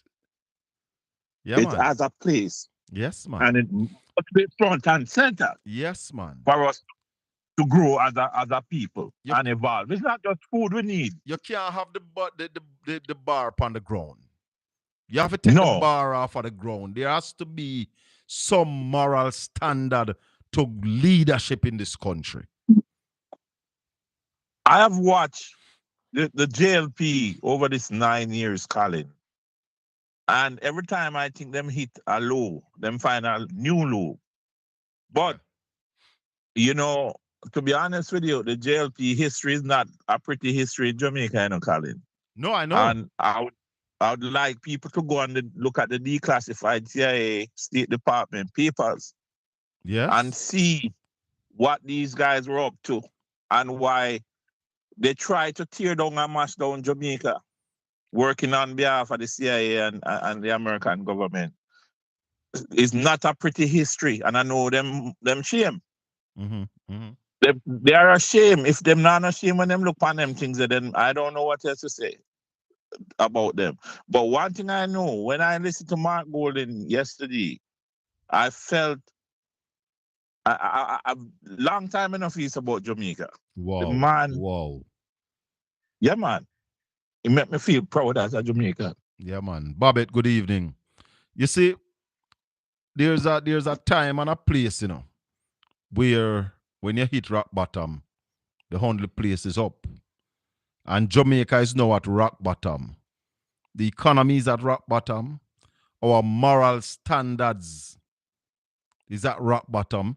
And when you look at the Prime Minister's face yesterday, when Mark Golden spoke about his statutory filing, you really realized that his position is really untenable.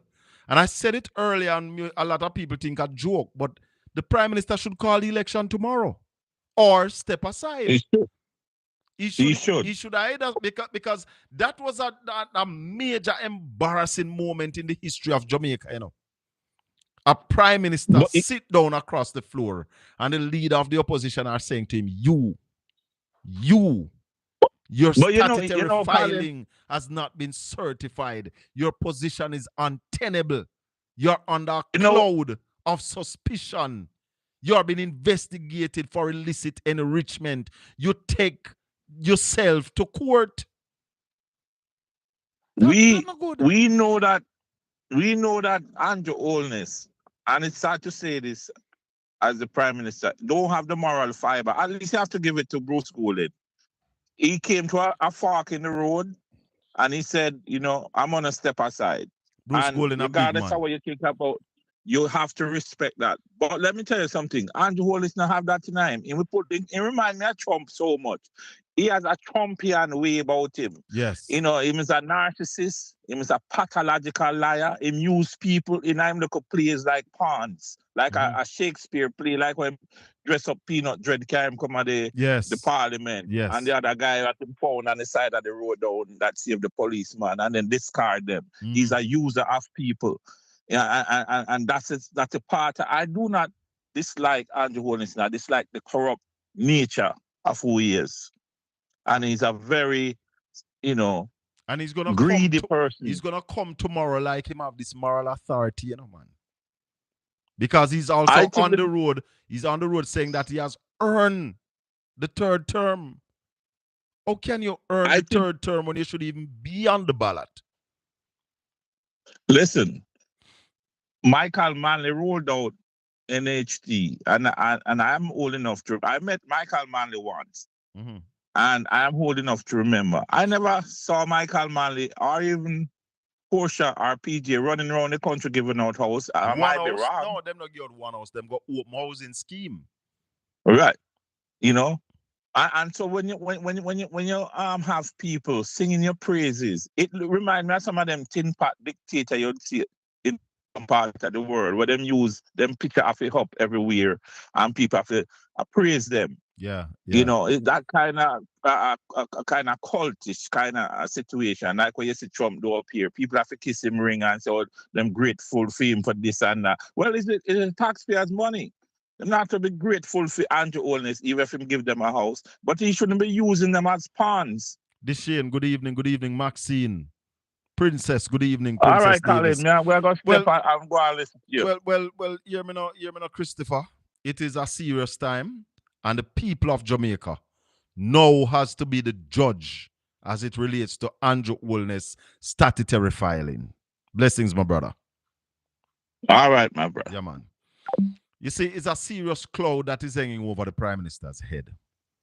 The corruption, the director of corruption, the director of investigation in the Integrity Commission made some damning findings. And remember, former chairman Seymour Panton, senior justice, Seymour Panton, said that what is in the report about Andrew Holness are facts.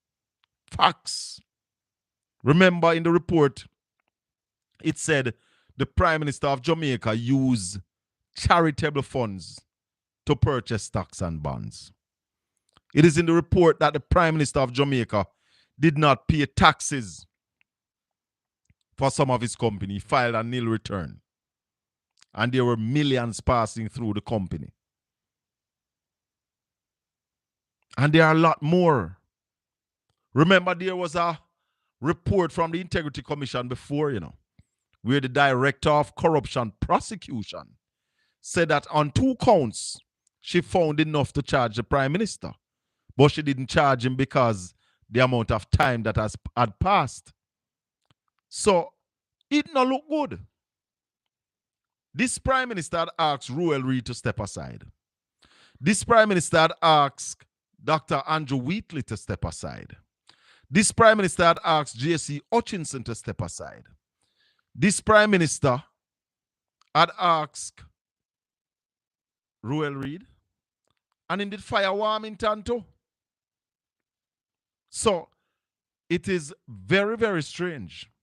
And as I say, it's not joke me I make when I say it earlier, that the Prime Minister should either call the election tomorrow to get a new mandate from the people of Jamaica, because his position, like the opposition leader said yesterday, his position is untenable.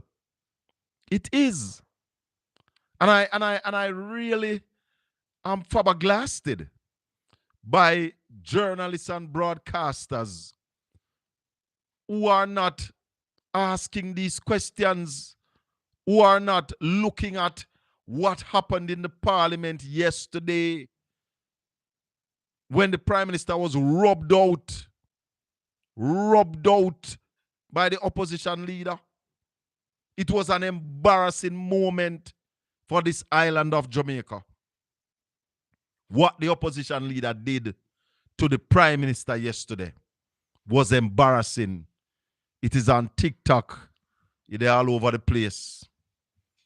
And if you are a patriotic Jamaican, you would feel the embarrassment yesterday.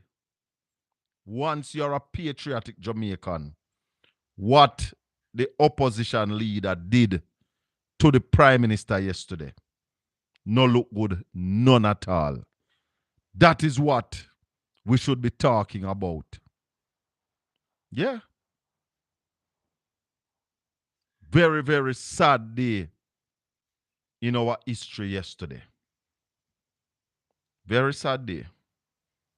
No good at all.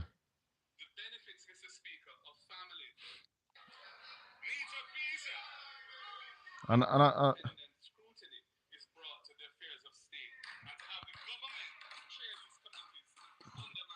I'm trying to find it, peeps, because as a patriotic Jamaican, me no like what it happened. Me never like it.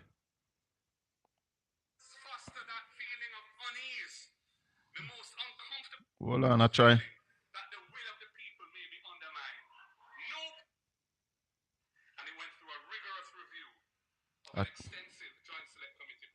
I'm trying to find it.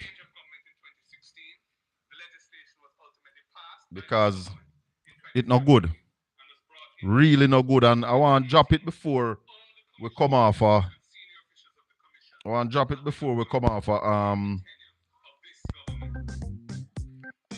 Hello, good evening. Yes, Colin. What? Me there, man. Where you say? Why, me there, brother? Me say, this at the age of 56, let me tell you something. It's the first me ever really sit down. I ever listen the debate from its start until it's finished. And let me tell you something, man. Me sit down in one corner and me make sure every time I joke Mr. Holdings on the camera, me taking picture. You're taking picture? Yes, man. Taking picture over and over, man. Man, say every time the man and drop Mr. Holdings in taking. When the sun is rising in the east, night falls in the west. And burn him out, man, rub him out with reality. Yeah, man, everything what you know. Man dash it on him when the man dash it on him and after one I tell you, he come like in glass on his face, out to drop off. The man face gets stoned tough. Jesus Christ, man, may heaven bless the soul and bless it was an the embarrassing moment for this country, my brother. It was an embarrassing moment. And people, you listen to mainstream media, they don't talk about that. Listen to me, man. Let me tell you something. Me never, all of my life, no PG Patterson. I me respect PG as a elder, Portia Simpson. Never sit down and give that the speech like when Mr. Golden. You know how your conscience. Where you say him deliver? Him man deliver, man. And this show you this time, say, it is a victory. You know the thing of the I hear it, Mr. Golden, I go see the thing about decoration tomorrow. Anything but tomorrow. Something you want to hear. All right, my brother, we'll listen tomorrow. Me want to listen. All right, sir. Listen. Listen to yourself, bro. Yeah, man. 8047072. Good evening. Good evening. Welcome to Caribbean Radio HD. Go ahead, sir. Yes. Hello? Hello? Yes, good evening. We're listening to you.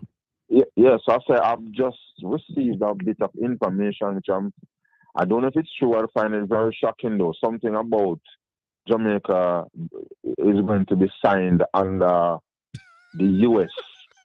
Going to be a part of the US. Anything or so? Hallelujah. I saw it.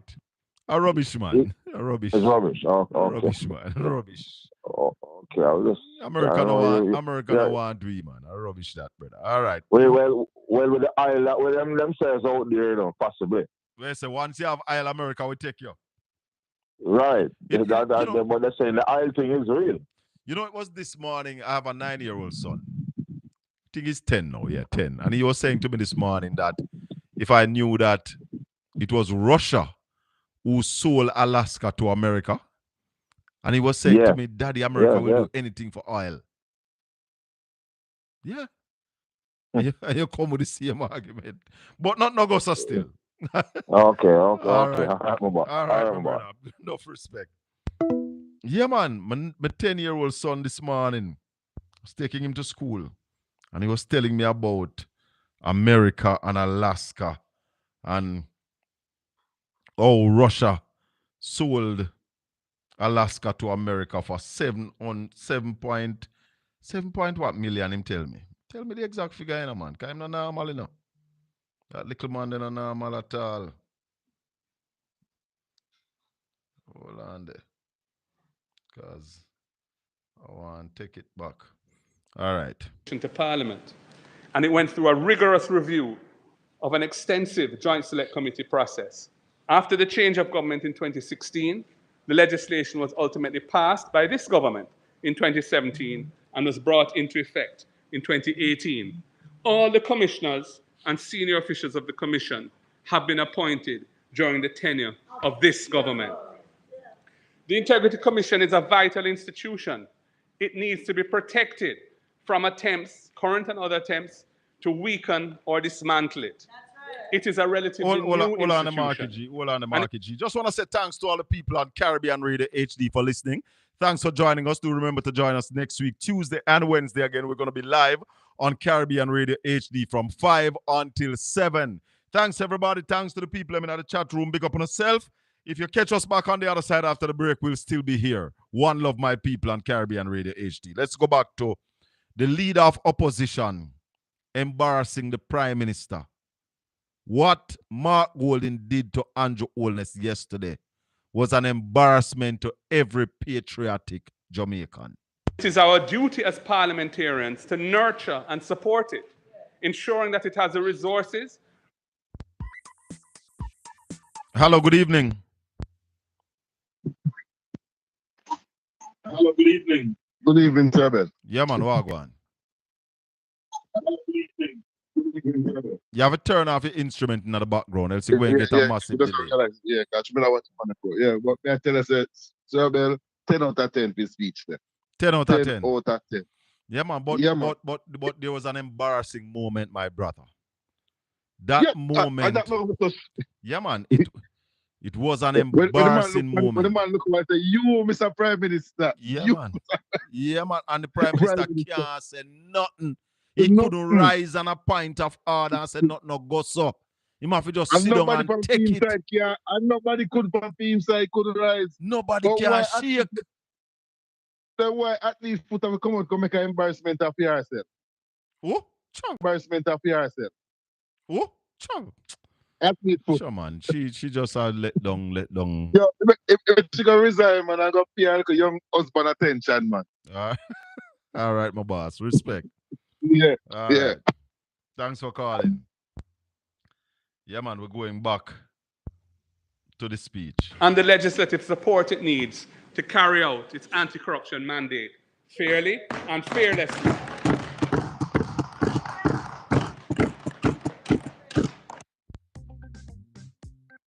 Hello, good evening. Yes, Bell. Yeah, man, welcome to the show. Yeah, a little point again in the parliament yesterday. The Prime Minister. When Mr. Colin fling it upon him, so. Sure, man. You understand? And him fling the one punch for him that, you know, our name, Chuck. The Justice Minister. Man, Chuck get. Yeah, man. A whole lot of them get licked yesterday, you know. Yeah, man. And fling one punch Chuck and say, you, as a Justice Minister, you know that. You never know that? Chuck, you never know that? No, but you know, some face bend up. But the sweetest one I when get tough done. Yes. When tough done open the mouth and I say, who that? Waste of time, that man. They say. Me say the man brush with tough done like kinky fly. Yeah, tell us when hey, just when Daniel lick all that so one get up, you know, and must have fill up his face. Move. But he can't. You remember the last time when he run, you know, he said no one can run again.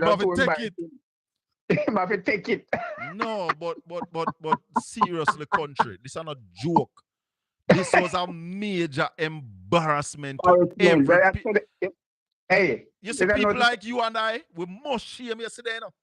How you mean, man? For a man to deal with the head of defense that way. Hey, me know, hey. You see that one, yeah? Where? You break up, coach. You break up. Go ahead. Yeah. You see that one, yeah? One time him, where him did him a pray that's all it's not him, my goal no goddess, you know. With the declaration I said, you know. Yes. You see them the long time I try a pray. That my goal not touch that, you know.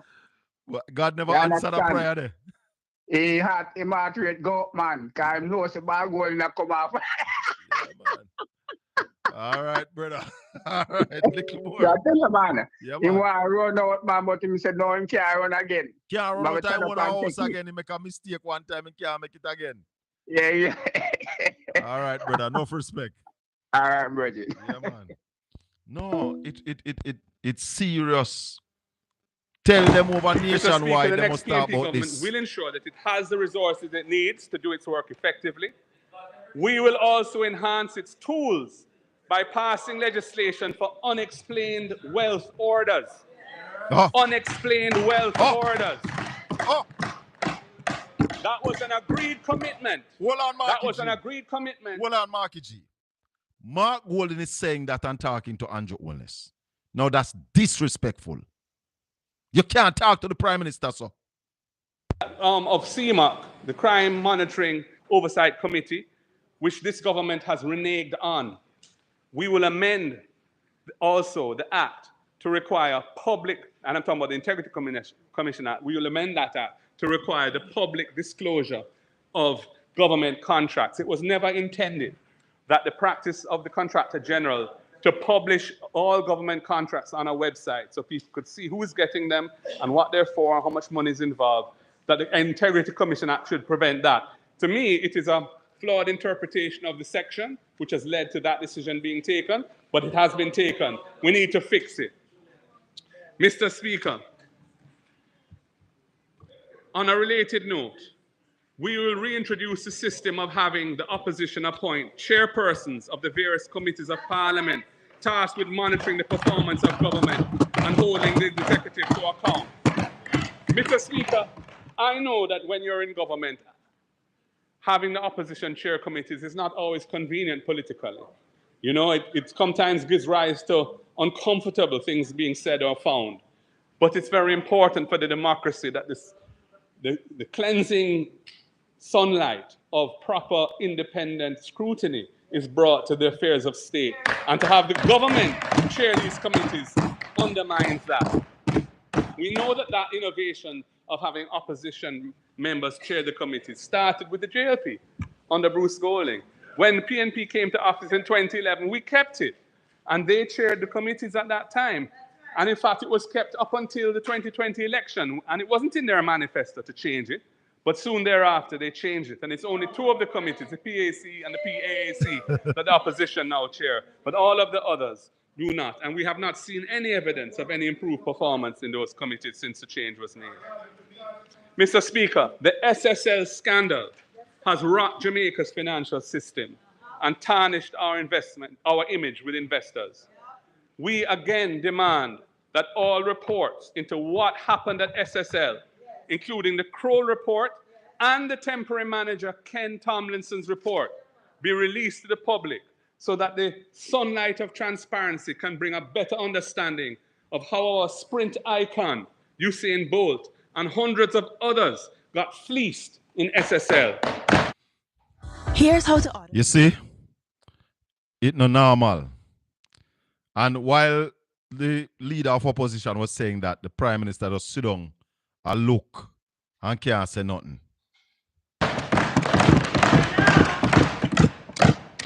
Mr. Speaker, I commit to establishing a commission of inquiry into that matter, focusing also on the regulatory history and how it is that a licensed institution was able to carry down so many investors for so long. It is unprecedented in Jamaica. This was nothing to do with the economic issues of facing other dealers or the market generally. This was a specific problem in that institution. It should have been addressed and it wasn't. Mr. Speaker, the opposition and the wider society remain very concerned about the Prime Minister's situation. He has been the subject of extensive investigations by the Integrity Commission. The report resulting from that investigation contained findings which the opposition and many Jamaicans find troubling. The report called for further investigation by the FID, the Financial Investigation Division, and Tax Administration Jamaica. The Prime Minister has responded by taking the Commission to court, seeking to strike down the legislation itself on which Jamaica's anti-corruption framework depends. In the meantime, the Prime Minister's statutory declarations of assets, liabilities, and income for the relevant years remain uncertified by the Commission. Mr. Speaker, this is an untenable situation and it goes to the heart of governance in the country.